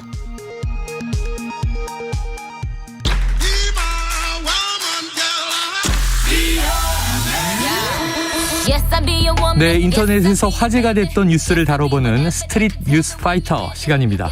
오늘은 조현정 시사평론가 함께하겠습니다. 어서 오세요. 네, 안녕하세요. 자, 이 거리 두기가 완화되면서 영화관에서 음식을 먹을 수 있어요. 지난 주말엔 저도 영웅을 보면서 팝콘을 맛있게 먹었는데 자, 그런데 영화관 안에서 회를 먹는 관객이 나타났다는 사연이 인터넷이 아주 뜨겁습니다. 예, 우리가 지금 이렇게 웃으면서 받아들였지만 이 온라인 커뮤니티에 글을 쓰신 분은 굉장히 화가 나 있어요. 그래요? 예, 한 영화 커뮤니티에 글쓴이 A씨가 글을 올렸는데요. 본인이 지난 주말 서울 강남구의 한 대형 영화관에서 영화 아바타 2를 관람했는데 극장에서 회를 먹는 관람객 때문에 굉장히 불편했다라는 내용이었습니다. A씨가 글을 쓴 내용을 보면 극장에서 회를 먹는 XXX를 봤다. 여기군요. 네. 초장에 무슨 파스타인지 밀면인지까지 가져와서 초반 2시간 내내 쩝쩝 후루룩 먹방을 찍더라. 러닝타임 내내 극장에 초장 냄새가 진동했다. 그랬겠죠. 라면서 분통을 터뜨렸고요. 그 A씨 말을 들어보니까 큰 상영관에서 조용히 보고 싶어서 일부러 3시간 거리의 먼 곳까지 영화관을 찾아간 거고 시간도 새벽 2시 35분 영화를 고른 거였다고 해요. 근데 물론 상영관 내에서 이걸 불편해한 건 A씨뿐만은 아니었습니다. 눈치를 주는 사람들이 굉장히 많이 있었지만 눈초리를 받아가면서 끝내 회를 다 먹었다고 해요. 근데 아바타 2는 그 러닝타임이 되게 길거든요. 맞아요. 3시간이 넘는다 그러더라고요. 근데 이 시간 동안 초장 냄새에 헛구역질을 몇 번이나 했는지 모른다 이렇게 글을 썼습니다. 어떻게 보세요? 이건 좀 민폐 아닌가요? 확실히? 이게 의견이 되게 분분하더라고요. 의견이 분분해요? 네. 저 하나로 쏠릴 줄 알았는데 예를 들면 극장 매점에서 파는 것들은 허용되잖아요. 스낵들이. 저는 버터구이 오징어까지는 먹어요. 그러니까 이 오징어도 냄새가 나는데 냄새 나죠. 회 냄새나 어디까지 개인적으로 용인할 수 있는 게 좀 다르지 않겠느냐. 이런 부분에서 좀 의견이 엇갈리는 거예요. 이제 대부분은 그런데 경악을 하고 계십니다. 극장에서 회라니 받아보면서 휴가 온 기분 내려고 했나? 상상 초월이다. 참 별걸 다 먹는다. 그럴 거면 자유롭게 자동차 극장 가라. 뭐라 안 한다. 자동차 극장 좋네요. 네, 그런 얘기도 있었고 아까 말씀드린 대로 오징어도 냄새 나는데 뭐 회도 괜찮은 거 아닌가? 헷갈리네 하시는 분들. 사실은 이 소리가 문제인데 팝콘도 영화 상영 중에 먹으면 소리가 나서 사실 영화 볼 때는 영화 보기 전에 막 먹고 그래서 조용한 장면에선 저는 이제 녹여 먹습니다. 혀로. 네네. 그리고 또 다른 의견은 조금 나눠주면 인정 하시는 분들. 좀 장난스럽네요. 나눠주면 인정. 전 옆자리에서 저도 먹진 않을 것 같은데. 네, 이 영화관 측에서도 이런 불편사항이 실제로 접수된 일이 있었던 게 맞다라고 확인을 해줬습니다. 외부 음식물 제한은 따로 없고 일일이 뭐 승객들 가방을 확인하는 건 아니다 보니까 이런 상황이 종종 발생을 하는데 불편사항이 접수되면 즉시 들어가서 제재 조치를 취하고 있다라고 설명을 했고요. 우리나라 같은 경우에는 2008년에 공정거래위원회 시정 조치가 있은 이후에 외부 음식물을 극장에 반입할 수 있게 됐습니다. 그렇지만 그중에서도 또 이제 뭐 강한 냄새가 난다든가 불쾌감을 주는 품목, 안전사고 발생의 우려가 있는 음식물들은 외부에서 취식 후에 입장해 주기를 권고하고 있다. 뭐 이 정도까지입니다. 네, 저는 영화는 집중해야 되는 작품이기 때문에 좀 이렇게 모여 있을 때 시끄럽거나 냄새 나거나 하는 거는 민폐 아닌가 하는 생각을 가지고 있어서 저도 주의하는데 이거 뭐 회까지 먹을 정도면 삼겹살도 되고 짜장면도 되고 다 되겠네요. 조금 기다리셨다 OTT를 보셔도 될 것 같아요. 댁에서 예, 그렇죠. OTT나 IPTV로 보시면서 네. 집에서 편하게 드시는 게 어떨까 싶습니다. 다음 소식은 좀 충격적인데요. 우리나라 성인 네. 어른입니다. 어린이 아니고 성인 10명 중에 3명이 용변 후에 손을 안 씻는다. 네. 아, 이거 좀 놀라운 결과입니다. 코로나 이후에 그렇게 손 씻기를 강조해서 용변이 뭡니까? 그냥 수시로 네. 씻고 세척제도 쓰고 소독제도 쓰고 그러는데 어떻게 된 일이에요? 이게 질병관리청이요. 네. 국제한인간호재단과 2022년 지역사회 감염병 예방행태 실태조사를 했습니다. 네. 이 조사는 전국 공중화장실 99개를 이용한 성인 4,269명을 대상으로 올해 10월 7일부터 11월 13일까지 진행했습니다. 조사 결과 10명 중에 3명이 손을 안 씻는다. 그러니까 일반 성인의 용변 후 손 씻기 실천율이 66.2%로 나타났고요. 전년도하고 0.1%포인트 차이 굉장히 비슷한 수준이었어요. 근데 그중에서도 비누를 사용해서 손 씻는 사람은 29.4%. 이것도 전년 대비 또 다소 낮아졌고요. 네네. 그리고 공중화장실에서 우리가 왜 코로나 이후에 그 손 씻기 캠페인을 많이 했잖아요. 네네, 비누를 사용해서 구석구석 잘 씻는다. 30초 이상 씻는다. 이런 건데 이렇게 손 씻기의 정석이라고 말할 수 있는 비율대로 씻는 분들은 1%대였어요. 100명 중에 한두 명인 건데 또 전년도보다는 높아지긴 했는데 이게 재밌는 게 손을 씻는 시간은 평균 10.48초로 전년보다 1.33초 늘었습니다. 네네. 그러니까 이걸 제가 조금 분석을 해보니까 손을 안 씻는 사람은 안 씻고 씻는 분들은 더 오래 씻는 걸로 좀. 이게 무슨 손 씻기의 양극화인가요?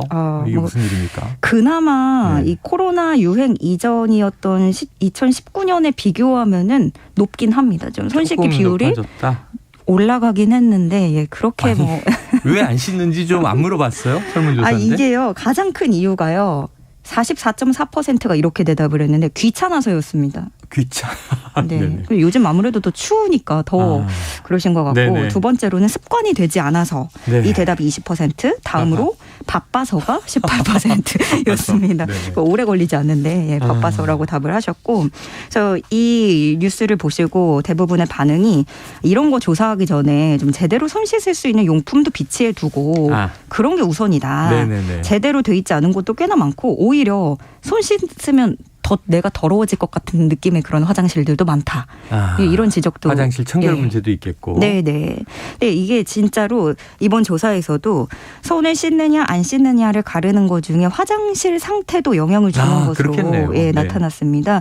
청결한 화장실에서 손 씻는 분들은 29.8%, 또 위생수칙 홍보물이 붙어있는 화장실에서는 손을 32% 이렇게 좀 상대적으로 홍보물이 안 붙어 있고 청결하지 않은 곳에서의 손 씻기 비율보다 소폭 높은 것으로 나타났습니다. 그리고 비누가 설치된 화장실에서는 손을 절반 정도 씻으시는데 그렇지 않은 경우는 30%대 머무른 거죠. 이해가 되네요. 네. 저는 물비누가 있으면 꼭 비누로 씻는데 고체 비누가 붙어 있는 경우가 있어요. 그럼 저걸 여러 번 이렇게 좀 만져서 씻어야 되나 고민을 하다가 넘어가는 경우도 있고. 근데 제가 전문가한테 예전에 들었는데 그 고체 비누가 겉으로는 더러워 보여도 우리 손보다는 훨씬 깨끗해서 그 비누를 사용하는 게 좋다고 하더라고요. 그래서 질병청도 계속 워낙에 코로나 기간 동안 많이 들으셨겠지만 손 씻는 게 되게 중요하잖아요. 그래서 많이 질병도 감소시켜주고 그 개인 인식도 중요하겠지만 정부, 지자체 이런 다양한 기관들이 국가의 위생관념을 좀 더 체계적으로 구축할 필요도 있겠다라는 생각이 들었습니다. 그래요. 마스크 쓰고 손 씻으면 감염성 질환이 확 떨어지게, 특히 감기가 한 지난 2년 없었는데 확실히 청결하면 덜 걸린다라는 게 좀 체감됐던 것 같아요. 실천이 중요합니다. 습관 만드시고요. 귀찮아도 힘쓰시고 그래야 될 것 같습니다. 자, 불과 1년 전까지만 해도 이 컴퓨터를 전혀 다루지 못하던 컴맹인 할머니가 1년 만에 컴퓨터를 다룰 뿐만 아니라 프로게이머로 정식 데뷔했다. 이게 어느 나라 얘기입니까? 대만 얘기인데요. 대만이요? 창이수 선수. 65세 여성입니다. 네. 대만에서 올해 창단한 흉광 에버그린 게임단 소속으로 들어갔는데요. 이 팀은 흉광과학기술대학교 멀티미디어 게임 개발 교수가 62세에서 69세 노인들로 팀을 꾸렸습니다. 예. 이 창희수 할머니는 동료 어르신들과 함께 처음으로 e스포츠 토너먼트에 참가를 했는데요. 1년 전만 해도 컴맹이었던 60대 할머니가 롤게임 선수, 리그 오브 레전드라는 게임의 선수가 된 네네. 겁니다. 그래서 창 할머니는 솔직히 나는 컴퓨터에 대해서 아는 게 거의 없었다.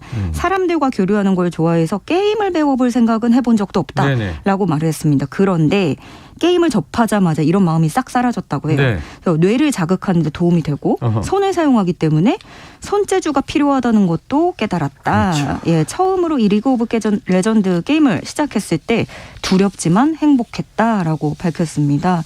네, 맹훈련을 하시더라고요. 매주 5시간씩 네. 신베이시에 자택에서 연습을 했고요. 또 대회를 대비하려고 일주일에 한 번은 1시간가량 고속철도를 타고 멀리 가서 코치가 이끄는 훈련에 참여를 했고요. 뭐 이렇게 고되게 훈련을 했지만 1회전 탈락한 것으로 전해졌습니다. 그렇지만 이 창할머니는 새로운 기술을 배우고 초기 지식 부족을 극복하는 기회가 됐다라고 말을 했는데요. 이 롤 게임을 해본 분들은 아시겠지만 이게 30대 넘어가면 되게 힘든 게임이거든요. 네네네. 왜냐하면 피지컬이 굉장히 중요한 게임이라서 뭐 페이커라는 굉장히 유명한 선수도 네네네. 30대가 넘어서 이제 노장을 응원한다 좀 이런 분위기였고, 근데 이 할머니를 보면서 또 다른 노년의 가능성을 발견했다. 예, 이런 생각이 들고, 물론 이게 프로게이머들의 세계와 노령층의 게임단의 뭐 여건은 좀 다르긴 하겠지만 이렇게 새로운 도전. 그래서 게임할 때 사실 뭐 엄마에 대한 막 욕을 하기도 하고 그러는데 네네. 엄마와 할머니가 게임을 하고 있을 수도 아이고. 있다. 예, 네네네. 이렇게 생각을 하면서 모두가 도전할 수 있다. 지금 외신들도 이 소식을 전하고 있거든요. 그래서 모두가 응원의 박수를 보내고 있습니다. 주로 또래들이 하다 보니까 뭐 엄마 아빠에 대한 불만들 얘기하는 것 같은데, 자, 상대가 엄마일 수도 있고 할머니일 수도 있습니다. 주의하시기 바랍니다. 야, 근데 이게 세대를 좀 구분하면요, 권투에 체급이 있는 것처럼 60대 이상에서는 분명히 할머니가 챔피언이겠네요. 네네. 자, 요즘 플렉스라는 단어가 유행할 정도로 이 비싼 물건 사고 전시하면서 SNS에 딱 올리면서 플렉스 하잖아요. 그런데 한 부부가 패딩 수백만 원어치를 플렉스했는데 이게 다른 의미로 많은 관심을 받고 있다. 무슨 얘기입니까? 25일 크리스마스 당일에 온라인 커뮤니티에 한 글이 올라왔습니다. 제목은 크리스마스 기념으로 플렉스라는 거 한번 해봤습니다. 라는 글이었는데요. 그 사진을 보면 많은 양의 패딩이 쇼핑백에 담겨져 있는데요. 알고 보니 지역 보육원 아이들에게 줄 선물들이었습니다. 이 A씨 부부는 원래 입시학원을 운영하는데 과거에 이 보육원 출신의 한 학생이 국가 지원을 통해서 A씨 부부의 학원에 등록한 거예요. 그렇게 해서 이 보육원과 연을 맺게 된 거죠. 근데 당시에 이 학생 원비를 결제할 겸 해서 보육원 원장이 찾아갔는데 이때 추운 겨울인데도 아이들의 옷차림이 부실한 모습에 A씨 부부의 마음이 무거웠다고 해요. 그래서 그때 기부를 결심하고 올해 실행에 옮기게 된 거죠. 그래서 기독교인인데 교회에 헌금하지 않고 1년 동안 저축해서 본인들이 생각한 가치 있는 곳에 사용을 하기로 했다고 합니다. 근데 난생 처음으로 수백만 원어치 쇼핑을 해봤다고 하는데요. 그전에는 1년 동안 나름대로 열심히 모아도 또 독거노인분들 이불이나 보육원 아이들에게 줄 간식만 구입하면 빠듯했는데 올해는 감사하게도 일이 좀 더 잘 돼서 아이들이 겨울에 따뜻하게 입을 수 있는 오리털 패딩을 구입할 수 있었다라면서 기뻐했습니다. 내년에는 또 더 잘 돼서 중고등학생 아이들에게까지도 선물을 할 수 있었으면 좋겠다고 했고요. 패딩뿐만이 아니라 케이크와 빵도 한가득 주문해서 보냈다고 해요. 그래서 이를 본 누리꾼들은 이런 소식 들으니까 마음이 따뜻해진다. 쉽지 않을 텐데 대단한다. 역시 산타는 있었다. 이게 진짜 플렉스 아니겠느냐. 돈 쓸 줄 아는 부부다. 이렇게 또 박수 갈채를 보내고 있습니다. 이런 플렉스, 우리가 뭐 노블리스 올리주 이런 얘기 하는데 이런 플렉스가 많아졌으면 좋겠습니다. 훈훈한 얘기네요. 오늘은 여기까지 듣죠. 지금까지 조현정 시사평론가였습니다. 오늘 말씀 고맙습니다. 네, 고맙습니다.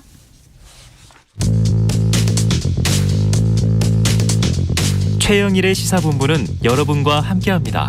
짧은 문자 50원, 긴 문자 100원이 드는 샵 9730. 라디오 어플 콩과 유튜브는 무료로 참여하실 수 있습니다.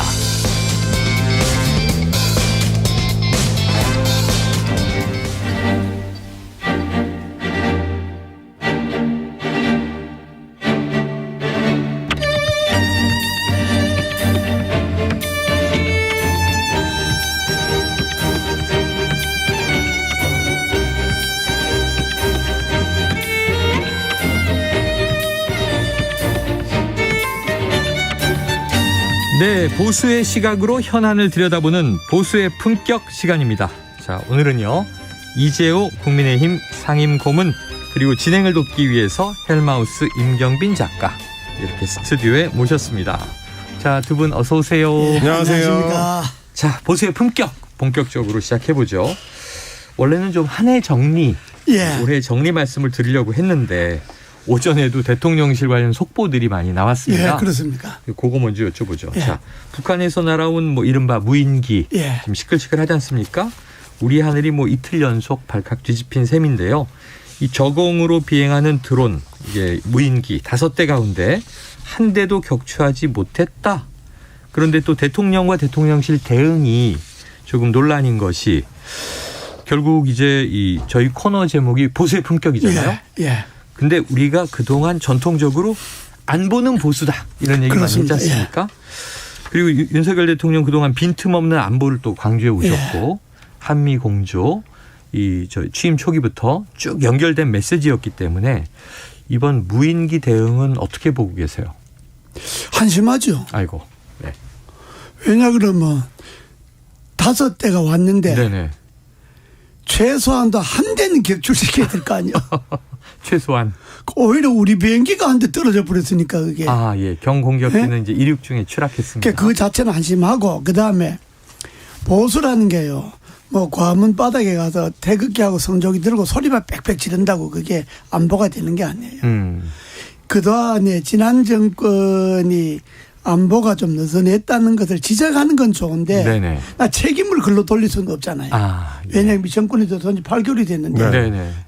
대통령이 국군 통수권자인데 보수가 안보를 이야기하는 거는 그만큼 안보에 대해서 빈틈 없고 철저하고 잘 방비를 한다는 데 있는 거고 네네. 지난 정권은 좀 느슨하게 뭐 대충 덤벙덤벙하고 이제 지내버렸으니까 평화를 내세워서 이제 그런 차이가 있어서 그래서 대통령이 윤 대통령이 취임하면서 안보에 강조를 했는데 8개월 동안에 안보 강조해놓고 나서 무인기 5대 넘어왔는데 한 대도 격추 못했다고 하는 게 이게 말이 안 되잖아요. 전혀 뭐라고 이야기해도 말이 안 됩니다. 두 번째는 NSC를 왜 안 열었냐. 그러니까 뭐 전쟁 중에 뭐 NSC 여냐. 현장에 가야지 현장 대응해야지 뭐 토론하냐 이렇게 말하는데 그 말은 전적으로 안 맞는 것이 그럼 그렇게 해갖고 현장 가서 토론 안 하고 달려가서 무인기 한 대라도 격추했나요? 네. 한 대도 격추 못한 것 아닙니까? 그런 사태가 일어나면 현장 대응은 그 군이나 뭐 담당자들이 하는 거고 사령관이나 담당자들이 하는 거고 참모들은 대통령을 비롯해서 안보관계 참모들은 긴급히 회의를 해갖고 선우를 따져서 대응의 강도를 따지고 했어야죠. 그러라고 NSC가 있는 건데 전에 우리 때 그 연평도 사건이 있었잖아요. 실제로. 맞습니다. 예. 실제로 연평도 사건이 있었던 거예요. 그런데 우리는 국회에 가서 이제 국회 예결위 답변하고 있는데 쪽지가 넘어왔어요. 실제 상황입니다. 그래서 내가 이주영 그 당시 부의장의 사회를 보고 있었는데 내가 가서 귀속말로 지금 실제 상황입니다. 연평도 폭격됐습니다. 회의 중단시켜 주십시오. 우리 국민들 가야 됩니다. 그리고 김항식 총리인데 총리님 지금 여기서 답변할 게 아닙니다. 이게 실제 상황입니다. 빨리 청와대로 가서 국무회의 소집하십시오. 이게 긴급대. 그러니까 그것이 이 사람들이 책임 있는 사람들이 하는 거고 현장 대응은 그건 뭐 합참 의장이라든지 뭐 국방부 장관이라든지 뭐 국군참모총장이라든지 또 그 담당 부대의 자위라든지 이 사람들이 현장 대응을 긴밀히 하는 거고 이게 우리 영공에 왔으면 뭐 보고 해갖고 뭐 지금 북한 무인기가 우리 영공에 넘어왔습니다. 쏠까요 말까요 이렇게 할 게 아니고 일단 넘어오면 쏴놓고 보는 거예요. 현장에서는 선 대응하고 후 보고 하는 거죠.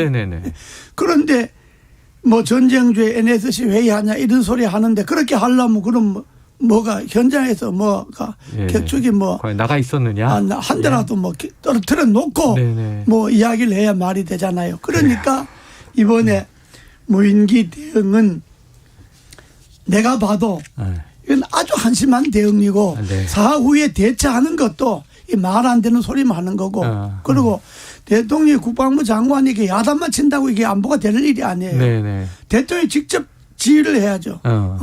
지휘를 하고 국군 통수권자로서 이 군이 이렇게 부실한 것에 대해서 뭐 지난 정권의 잘못을 지적은 해야죠. 뭐 이런 지적은 하지만 그러나 책임을 전적 글로 미루는 것처럼 이야기하면 안 되고 내가 집권한 지 8개월이 됐는데 군이 이런 대응에 대해서 국민 여러분 정말 죄송합니다. 이렇게 대통령이 이야기를 해야죠. 왜냐하면 국군 통수권자잖아요. 네네. 그것이 이번에 빠진 것을 두고 나는 이게 참 대통령실이 참 이게 참 한심하구나. 근데 저희가 사실 이제 보세 품격 이 코너를 통해서 1년 동안 이제 계속 지적을 해왔던 것 중에 하나가 대통령실의 어떤 참모 조직이 해야 할 일을 제대로 못하는 거 아니냐. 특히 좀 공보 기능에 있어서 문제가 있는 거 아니냐라는 지적을 이제 우리 고문님께서도 많이 해주셨는데 이번에도 저는 느낀 게 이를테면 보도자료를 내서 대통령과 관련된 어떤 사안이 그 기사에 나오게 할 거냐라는 건 사실 참모들이 판단해서 움직여야 되잖아요. 근데 이번 경우는 오전에 그 새로 입양한 강아지 새롬이랑 이제 같이 출근했다. 그 보도자료가 나오고 그리고 오후에는 이제 지방자치 사단체장이랑 만찬을 하면서 이상민 장관이 건배사를 했다. 이런 보도가 나옵니다. 근데 지금 무인기를 5대 들어온 것 중에 한 대도 격추 못하고 있는 그 상황에서 어떻게 대통령실에서 그런 보도자료가 나와서 혹은 뭐 언론에 흘려주는 얘기가 나와서 그게 보도가 되는 상황이 되느냐. 그건 사실 대통령을 어떻게 보면 욕보이는 일이기도 한 거라서 참모 조직이 제대로 운영되고 있는 게 맞느냐는 게 하나고요. 그리고 그 다음 날, 그러니까 어저께 오전에 공매를 할 때 대통령이 나와서 드론 부대 창설을 조기에 서둘러서 하자. 훈련도 안 하고 뭐 했느냐 이 얘기를 했습니다. 그렇죠. 근데 그거는 어제 다른 많은 보도들이 팩트 체크를 했습니다. 사실관계가 틀린 거였거든요. 드론 전투단은 이미 이제 2018년에 창설이 돼가지고 훈련도 지속적으로 해왔던 건데 이를테면 이거는 국방부하고 대통령실이 제대로 이 사실관계에 대한 확인이 안 된 상태로 대통령한테 보고가 됐거나 아니면 하다못해 대통령이 그 발언을 할 때는 지금 전투단 단위로 작은 단위의 부대만 있는데 뭐 더 크게 확장해서 지휘관도 새로 임명하고 하겠다라는 정확한 얘기가 나오거나 해야 되는데 나중에 국방부가 와가지고 그거는 이제 더 큰 부대로 이제 확대하겠다라는 의미다라고 수습하는 양상이 벌어졌거든요. 결국 마찬가지로 이 대통령실이 제대로 대응을 못하는 거 아니냐 이런 좀 지적을 할 수밖에 없는 것 같습니다. 그 지적은 아주 딱 그 두 가지 지적 다 아주 옳은 지적이고 그 보도 자료가 나올 때 이미 그때는 무인기가 이미 우리나라 상공에. 하늘에 떴던 시기잖아요. 시간이잖아요. 그런데 그 뭐 개대로 앉아서 뭐 한다 그 말도 안 되는 거고. 그러니까 참모들이 뭐 대통령이 하도 야단치고 그러니까 기가 죽어서 그런지는 모르겠지만은 참모들이 뭐가 중요한지 뭐가 안 중요한 건지 뭘 우선적으로 해야 이런 것들에 대한 판단력이 없는 거예요. 어제 같을 때 그런 보도자료 낼 거예요. 그건 냈다도 취소시켜야지. 지금 당연히 급한데. 그리고 그 후에 대응에 대한 보도자료 NSC를 안 여는 건 안 열 수가 있어요. 그러나 그 안 여는 이유를 그렇게 갖다 대면 되겠어요. 그렇게 갖다 대려면 현장에 성과가 있어야 되잖아요. 그렇죠. 현장에 아무런 성과도 없는데 그렇게 핑계를 대면 그런 것들이 참모들이 제 역할을 못한다 하는 이야기고 나는 뭐 자주는 아니라도 한 달에 한두 번 우리 최열 본부장이 진행하는 이 프로를 좀 들었으면 좋겠어요. 뭐 듣기 싫고 맨날 뭐 야단만 친다 그러지 말고 그 저런 면도 있구나. 우리 말에 동의는 안 한다 하더라도 저런 생각도 있구나 하는 거는 인정을 해야 될 것 아니에요. 그런데 전혀 홍보팀에 그걸 뭐 대통령이 일일이 듣겠어요. 홍보팀이 듣고 정리를 해서 메모를 해서 올려야죠. 아마 듣고는 있는데 아마 안 하는 것 같아. 고모님 나오실 때만 안 듣는 거 아닐까요? 내만 나올 때 안 듣는지 내 말만 일부러 무시하는 건지는 모르겠는데 어쨌든 이번에 집권 8개월 차에 무인기 대응은 저와대로서는 문제가 있다. 아주 빵점입니다. 자, 그럼 이제 고모님이 조금 기뻐하실 만한 이야기로 넘어가 보겠습니다. 특별 사면. 그렇습니까? 벌써 미소를 띠시네요. 네.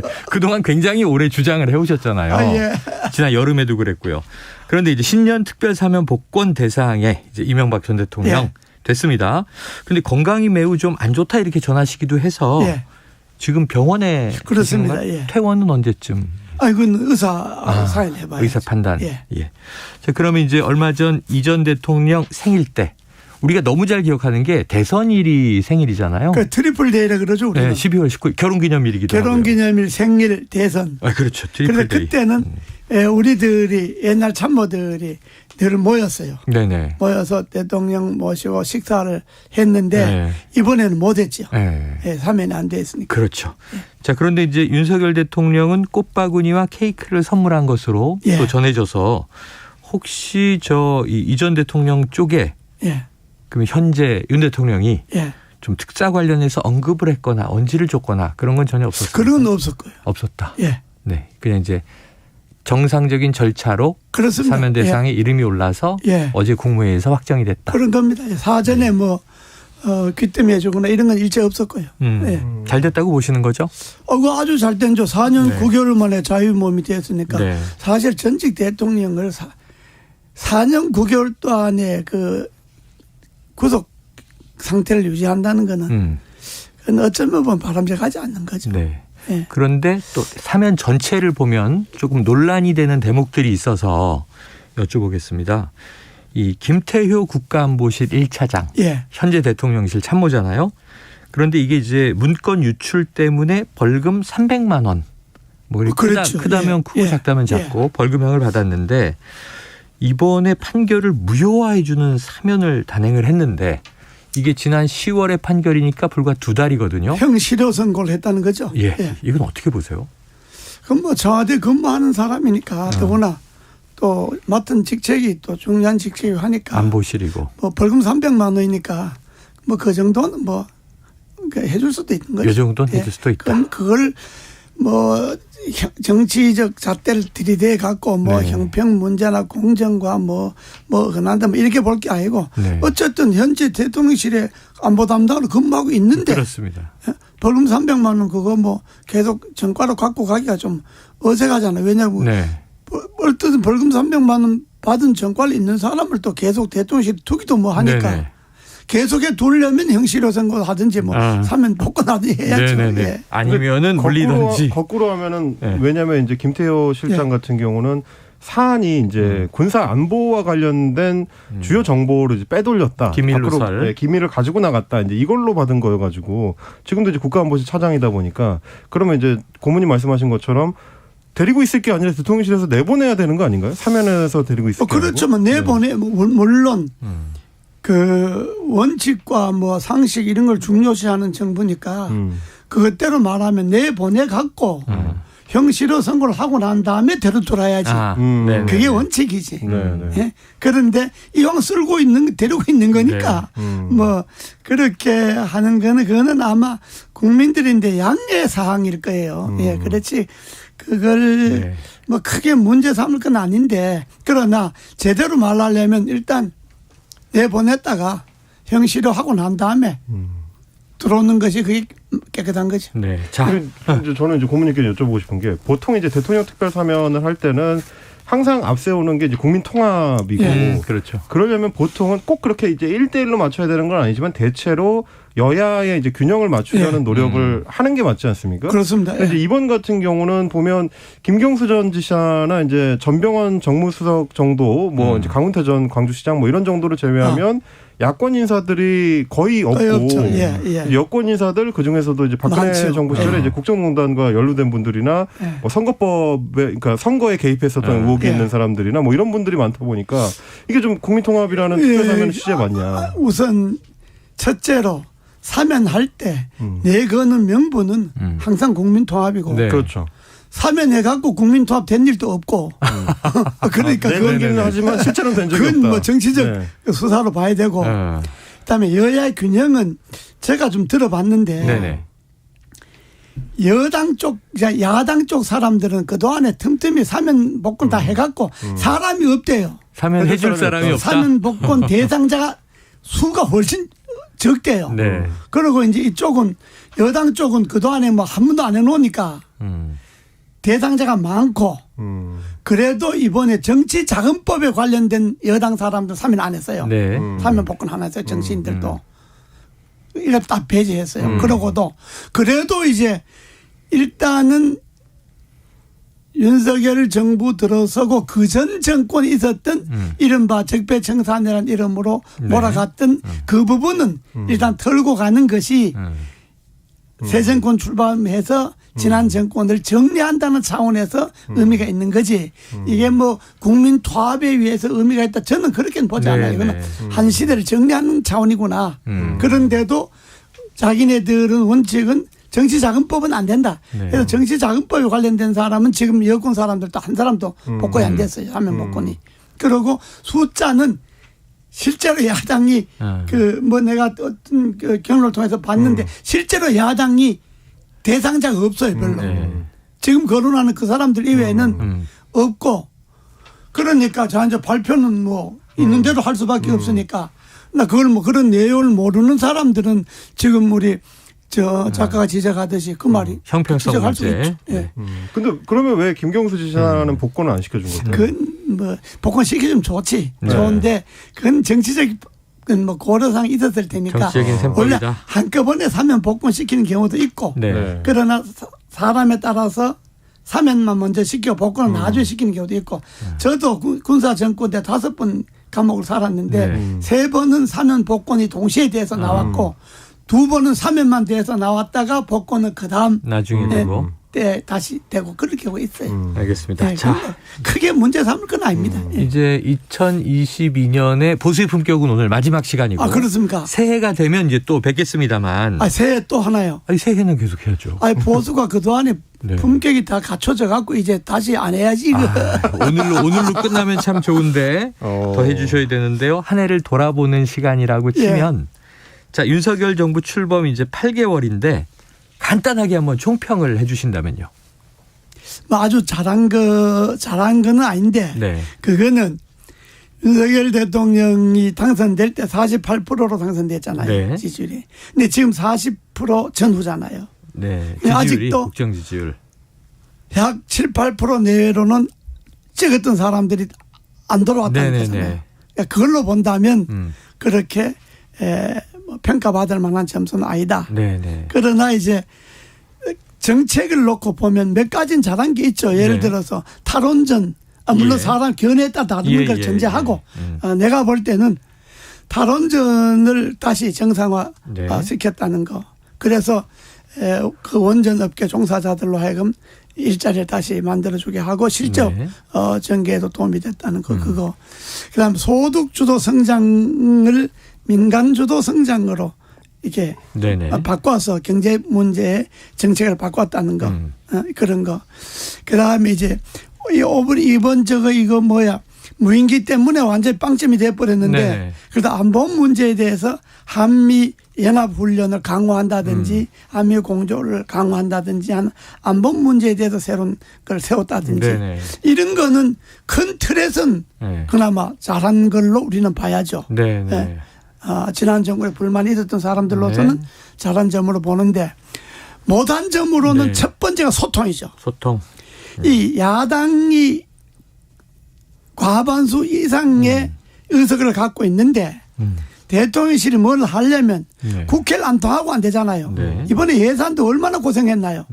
예산이고 법안이고 뭐고 다 통과해야 되는데 그 국회를 통과하려면 야당과 소통을 해야 하고 협치를 해야 되는데 대통령이 8개월 될 동안에 한 번도 야당 사람을 만난 일이 없는 뭐 비공식으로 만난지는 모르겠지만 그 비공식을 만나면 뭐 신문에 한 줄 날 텐데 그것도 아니고 그러니까 야당의 상임위원장단이나 야당의 원내대표단이나 야당의 그 지도부나 만나서 대통령이 진지하게 이야기를 해야 됩니다. 예산 이거 이런 면에서 하니까 야당 좀 도와주십시오. 야당이 안 도우면 지금 대통령이 무슨 일을 할 수 있습니까? 그러니까 좀 도와주십시오. 이렇게 진지하고 솔직하게 야당의 협조를 구하는 모습을 보이는 것이 그게 국민에 대한 소통입니다. 그러니까 그걸 이때까지 한 번도 안 했으니까 그거는 누가 봐도 이건 아주 잘못된 것 중에 하나고 두 번째는 이태원 참사였잖아요. 그 처리가 아주 미흡했습니다.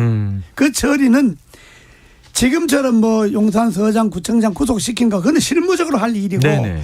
먼저 158명의 죽은 것에 대해서 정부로도 책임을 집니다. 행안부 장관이 그만두든지 경찰청장이 그만두든지 네. 국무총리가 그만두든지 네. 이건 지휘권 있는 사람이 책임을 지는 모습이 그게 수습의 첫 번째입니다. 네. 그러고 지금 뭐 밑에 사람 구속하고 말고 하는 건 그건 법에 따라서 하면 되는 거니까. 수사도 하고. 네.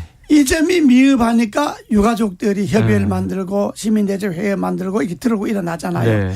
계속해서 이게 불씨가 남습니다. 네, 네. 이것도 먼저 용산에서 먼저 네. 그렇게 책임을 분명히 네, 하고 수습에 들어갔으면 이 지금까지 이게 사달이 나질 않잖아요. 이런 거는 아주 잘못했고 그다음에 화물연대 네. 그건 잘했어요. 강성 노조에 대한 법과 원칙을 지킨다는 건 잘한 거예요. 불법과 폭력을 노조운동사에서 지우겠다. 이건 네. 잘하신 거예요. 네. 그러나 그렇다 하더라도 그 원칙을 하에서라도 안아줄 건 안아줘야 되잖아요. 네네네. 그래서 화물연대 뭐 저 안전운임 3년 연장하는 거 그건 처음엔 합의했던 거잖아요. 정부가 얘기했던 거죠. 그건 그대로 받아줘야지. 이게 뭐 화물연대 당신네들이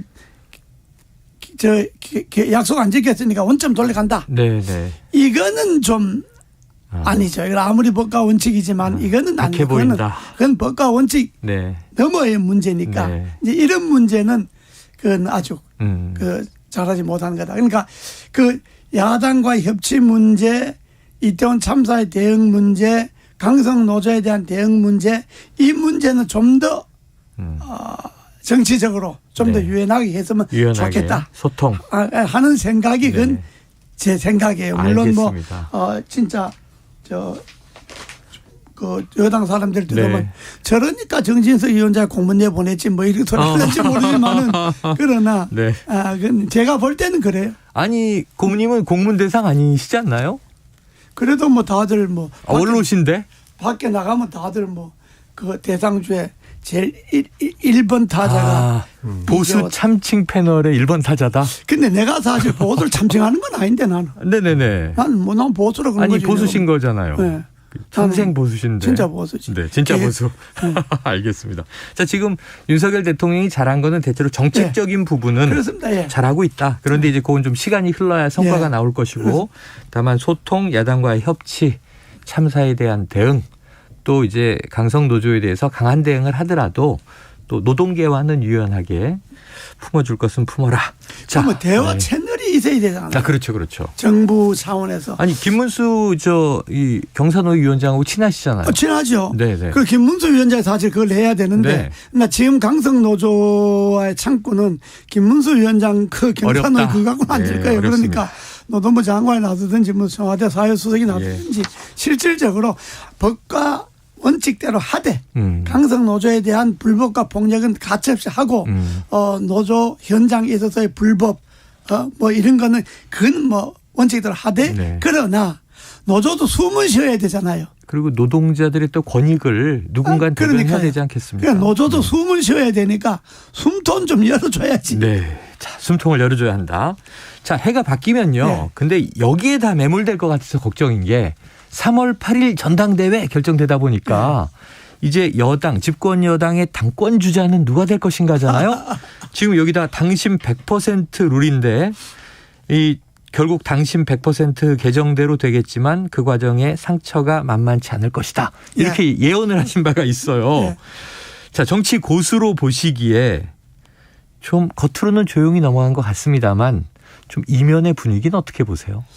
이게 아주 별로 그 밝은 징조가 안 보이는데 지금 뭐 누가 출마한다 나도 출마한다 맞습니다. 하는 거는 그건 흥행이니까 그는 뭐 전당대회 판 벌려놓고 장사하는 거니까 그건 뭐 여든 야든 이 장사를 많이 할수록 좋죠. 당연한 거고요. 지금은 뭐 흥행하는 거니까 그건 뭐 지금 뭐 흥행하는 점수를 이제 봐야 되고 뭐 누구든지 다 누가 되나 이런 뭐 생각하고 그러니까 국민님 저는 뭐 보기 싫던 사람들도 그 대표 누가 되지 뭐 이러니까 그건 뭐 흥행 성공한다고 봐야죠.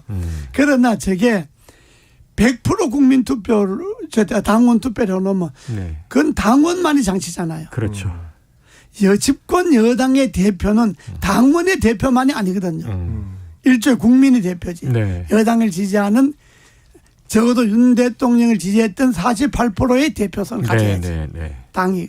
그래서 당이 공천해서 지지층까지 했으니까. 포함해서. 네. 그러니까 그렇게 볼 때는 이번에 당원 100%로 했을 때 누가 되든 그 후유증이 네. 당에 극심한 혼란을 가져올 수가 있죠. 혼란을 가져올 수 있다. 친윤끼리 해도 이게 혼란. 네. 친윤 비윤끼리 붙어도 이게 혼란. 네. 그 혼란이 총선이 이제 3월 8일 지난주 끝나면 1년밖에 안 남잖아요. 네.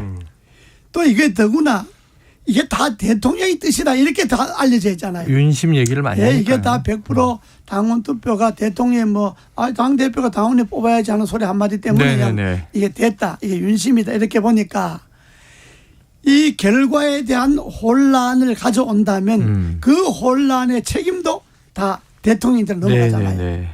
그리고 바로 이제 총선 끝나면 바로 총선 준비를 해야 되는데 총선 준비 과정에서도 100% 당심이 윤심이면 총선 공천도 윤심대로 할 것 아니냐. 이래 되면 당은 내부적으로 지극히 어려워지고 점점 힘을 잃어가게 되는 거죠. 그건 대통령실도 좋은 게 아니죠. 그런데 이제 이게 그게 말씀하신 게 조금 더 나간 보도가 이 대통령이 이번 총선은 내가 치르는 것이다. 내가 잘해서 지지율 올리면 총선 이기는 거 아니냐 하는 취지의 어떤 이제 발상 이렇게 보도된 바가 있는데 이건 어떻게 생각하세요? 그건 공식적으로 할 이야기는 아니고 비공식적으로 사석에서 되게 대통령들 그런 이야기를 해요. 전임 대통령들도.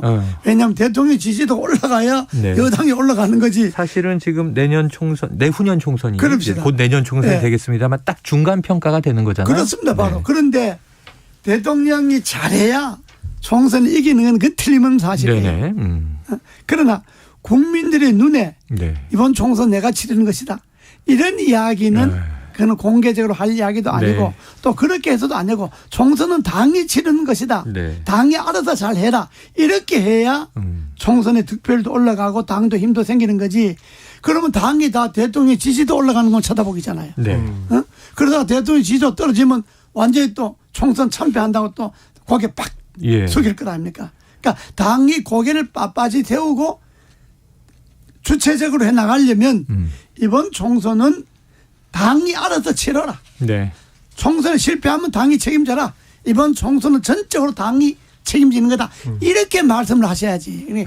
총선 내가 치른 거다. 이렇게 이야기하는 거는 적절한 발언은 아니죠. 자, 이제 올해 마지막 시간이라 시간 다 됐습니다만 한 이제 1분 놓고 고모님께서 보시기에 자, 전당대회 3월이니까 사실 2달여 지나면 훅 오더라고요. 그렇습니다. 이제 주자들은 많은데 윤심을 제외하면 윤심이 워낙 크게 지금 얘기되고 있지만 전당대회 또 다른 좀 큰 변수는 뭐가 있을 것으로 보세요? 당원들이 이번에 한 50만에서 80만 정도 되니까 늘었다고 하죠. 그게 변수입니다. 대개 1, 2만 명 정도로 전당대회를 통해서 투표를 하면 그거는 윤심대로 가든 무슨 그 당심대로 가든 그거는 100% 당원들이니까 그건 그렇게 예단할 수가 있어요. 우리가 경험상. 그러나 이것이 50만 넘어가 버리면 그게 가름이 안 됩니다. 전혀 가름이 안 됩니다. 왜냐 그러면 한 지구당에 30명 정도가 지구당 위원장이 장악한다고 하면 200개, 250개 지구당이면 30명 한 6천. 그렇죠. 6만, 그 정도 되죠. 6천 명 정도. 6천 명 정도 되잖아요. 이거는 당심 따로 갈 수 있어요. 위원장 마음대로 갈 수 있어요. 10,000명대라면. 그러니까 10,000명, 20,000명 되라면 그건 가능해요. 그러나 이게 50만, 80만, 지금 한 80만 된다. 이래 되면 그게 가름이 안 됩니다. 그렇기 때문에 내가 다른 데서 이야기했지만은 절대로 대통령실이 나서거나 대통령이 나서면 안 된다라고 하는 이유가 만약에 대통령의 특정 주자에게 윤심이란 이유로 힘을 실었다가 그 사람이 안 되면 대선 전당대회 끝나면 대통령을 레임되고 옵니다. 아이고. 왜냐 그러면 대통령이 밀지 않고 예, 대통령이 예. 반대했던 사람이 당대표가 되어버렸대가야. 그럼 그 당대표가 대통령 말 고분고분 듣겠습니까? 근데 그 악몽이 예. 과거에 박근혜 정부 때 서청원 후보, 김무성 후보 때 한번 실현됐던 거잖아요. 아니 우리 때도 그랬어요. 아 그때도 그래. 이명박 정부 우리 때도 일부에서 네.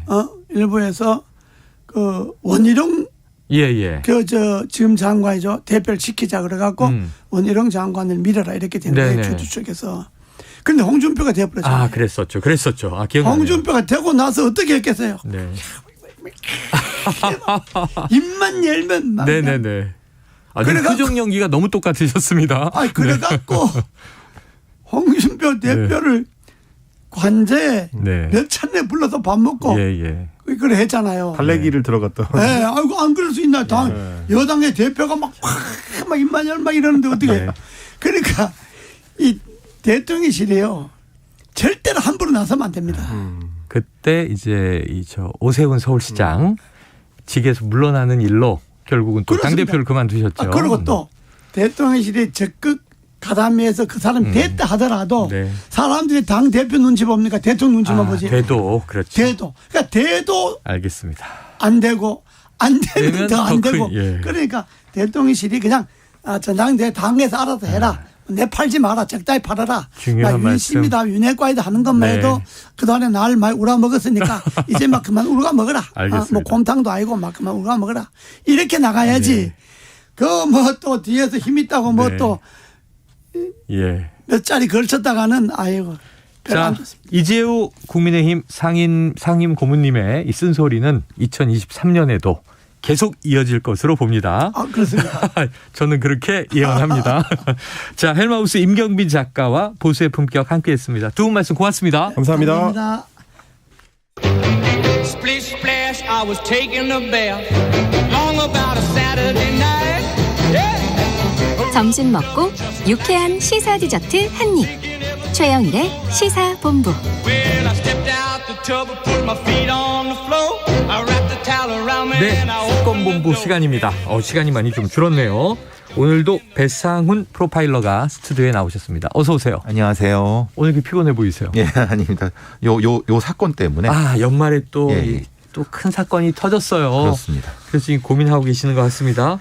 자, 택시기사를 살해하고 아파트 옷장에 시신을 숨긴 30대 남성 A씨. 옷장에 시신이 있다. 이 크리스마스 오전에 여자친구의 신고로 범행이 드러났습니다. 그런데 계속해서 새로운 사실이 밝혀지고 있는데 이게 그냥 단순한 사건이 아닌 것 같아요. 예. 자, 이 사건 전체 어떻게 보십니까? 이게 사건은 시작은 20일 오후 11시에 밤에 고양시에서 음주운전을 하다가 택시와 접촉사고를 낸 이 범인이 그 택시기사 60대 삼성입니다.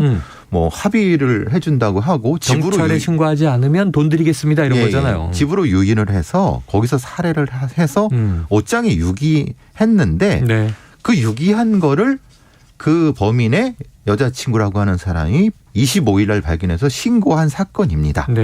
근데 지금 이제 문제는 그 당시에 이제 택시기사의 자녀분이 안 들어오시니까 연락도 안 되고. 그러니까 뭐가 좀 이상하다 해서 신고한 사건인데 5일 뒤에 이게 이제 시신으로 발견된 상황을 가서 경찰이 확인해 보니까 그 사건이더라. 그래서 실종된 택시기사분이더라.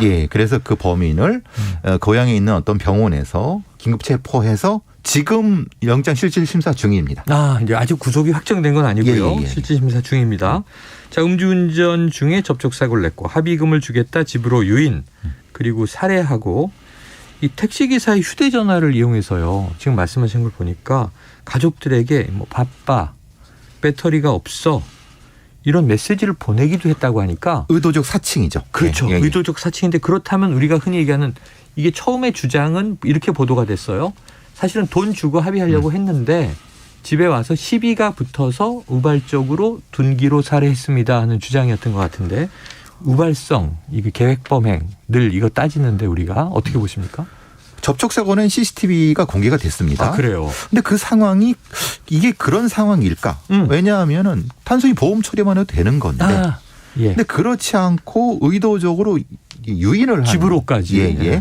그리고 그 다음에 이 살해한 후에 이 택시 기사의 신용카드로 무려 5천만 원이나 빼낸 겁니다. 택시 기사의 신용카드를 막 썼어요. 그러니까 일종의 카드론이라고 할 수 있는 거죠. 그러면은 이게 애초에 작정하지 않고서 어떻게 이게 가능하냐. 네. 그리고 그 택시도 좀 떨어진 곳에 유기를 하고, 그러니까 버리고, 그리고 그 안에 있는 블랙박스 칩도 다 빼갖고 은닉을 하고 이게 어떻게 그냥 우발성이냐. 그러니까 결국은 금전을 노린 것이기 때문에 상당히 계획된 것이 아니냐라고 경찰은 보고 있는 거고요. 애초에 금전까지 노렸을 가능성이 있다. 그렇죠. 자, 그런데 이제 사건 신고자가 등장했어요. 이제 현재 여자친구라고 합니다. 지금 경찰의 신변보호 조치를 받고 있다고 전해지는데 택시기사 살해 이후에 고가의 가방을 선물로 받았다. 그럼 이 내막을 몰랐겠는가? 어떤 관계였길래 또 시신이 있는 집에. 그러니까 지금 범인은 병원 가 있는 거잖아요. 그렇죠. 응급실에. 휴일이니까. 그렇죠. 근데 그 시신은 또 여자친구가 발견해서 신고했다는 거잖아요.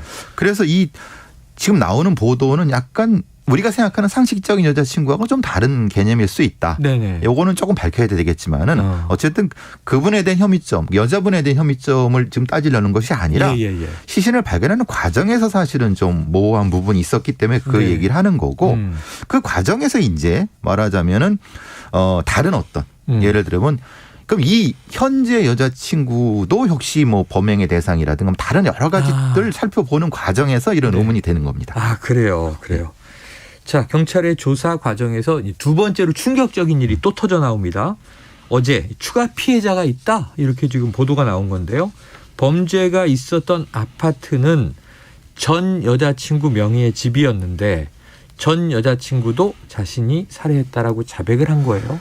사실 나이에 대한 뭐 선입견이 있는 건 아닌데 이 범인이 32살이고요.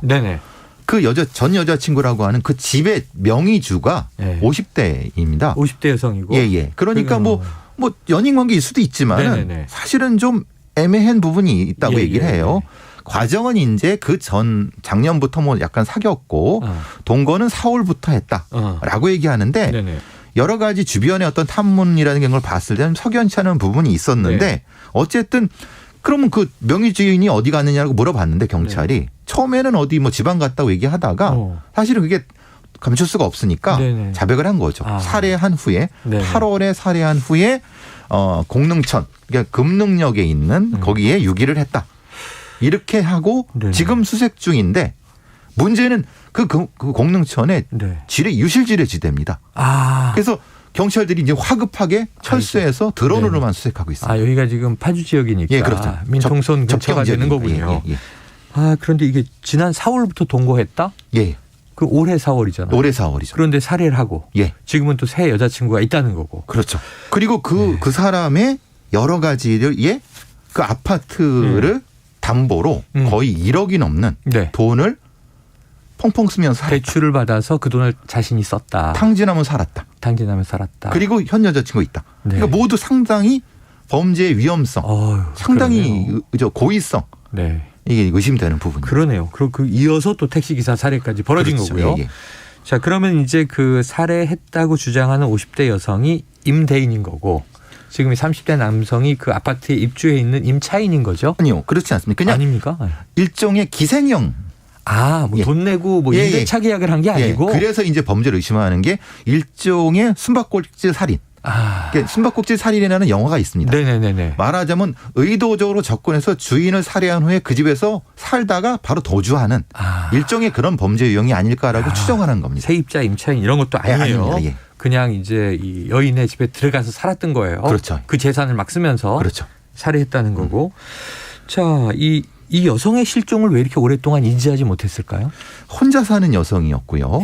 아무래도 가족이 있었지만 아주 소원하게 지내는 분이었나 보다. 자주 연락하지 않고. 그래서 문제가 이 범인이 그걸 의도하고 접근한 것이 아닌가라는 의심을 경찰에서 하고 있는 겁니다. 주변 상황까지도 감지한 것 아닌가. 자, 추가 피해자가 더 있을 가능성 어떻게 보십니까? 왜냐하면 그 아파트에 다른 여성의 소지품이 있었다고 합니다. 전혀 관련 없는. 그래요. 그러니까 또 휴대폰이. 문제가 그러면 그 여성은 어디 있냐. 그래서 추적해봤더니 연락이 안 된다고 합니다. 아이고. 그러니 이게 혹시 하나나 둘 이상의 피해자가 있지 않을까라고 경찰도 초긴장 상태에서 지속적으로 탐문하는 상황이라고 합니다. 그래요. 알겠습니다. 자, 끝으로 이제 이태원 참사 이야기 그동안 많이 해왔는데 특수본 수사는 마무리 가는 것 같아요. 한 해 사건본부 정리해 주신다면 어떤 소회세요? 연말에. 사건이 좀 큰 사건이 많았습니다. 그랬죠. 횡령 사건도 수천억이었고 네. 전세 사기 지금 컸고 빌라방 예. 얘기도 그리고 있고. 신당역 살인 사건, 스토킹 살인도 네. 있었습니다. 그러니까 크게 춘줄기가 스토킹 관련된 여성 약자 범죄가 있었고 네네. 전세 사기 같은 대형 다량 범죄가 있었던 네네. 그 중에 12구 참사가 있었고 네. 크게 세 가지 물줄기로 설명드릴 수 있는데 네. 내년에는 제발 이런 사건들이 안 나길 바람하지 않습니다. 내년에는 사건본부 코너가 없어지는 그렇죠. 세상이 왔으면 좋겠다. 제가 사라지는. 예. 예, 배 교수님의 역할이 사라지는. 알겠습니다. 자, 올해 사건본부 여기까지고요. 내년에도 또 활약을 안 해주시기가 쉽지 않을 것 같습니다. 자, 지금까지 올해 많이 감사했고요. 오늘도 고맙습니다. 새해 복 많이 받으십시오. 네, 사건본부 끝으로 오늘 최영일의 시사본부 준비한 이야기는 여기까지입니다. 자, 이제 올해가 평일로는 이틀 남았어요. 내일하고 모레 금요일. 자, 저는 내일 낮 12시 20분에 변함없이 찾아뵙도록 하겠습니다. 오늘도 청취해 주신 여러분 고맙습니다.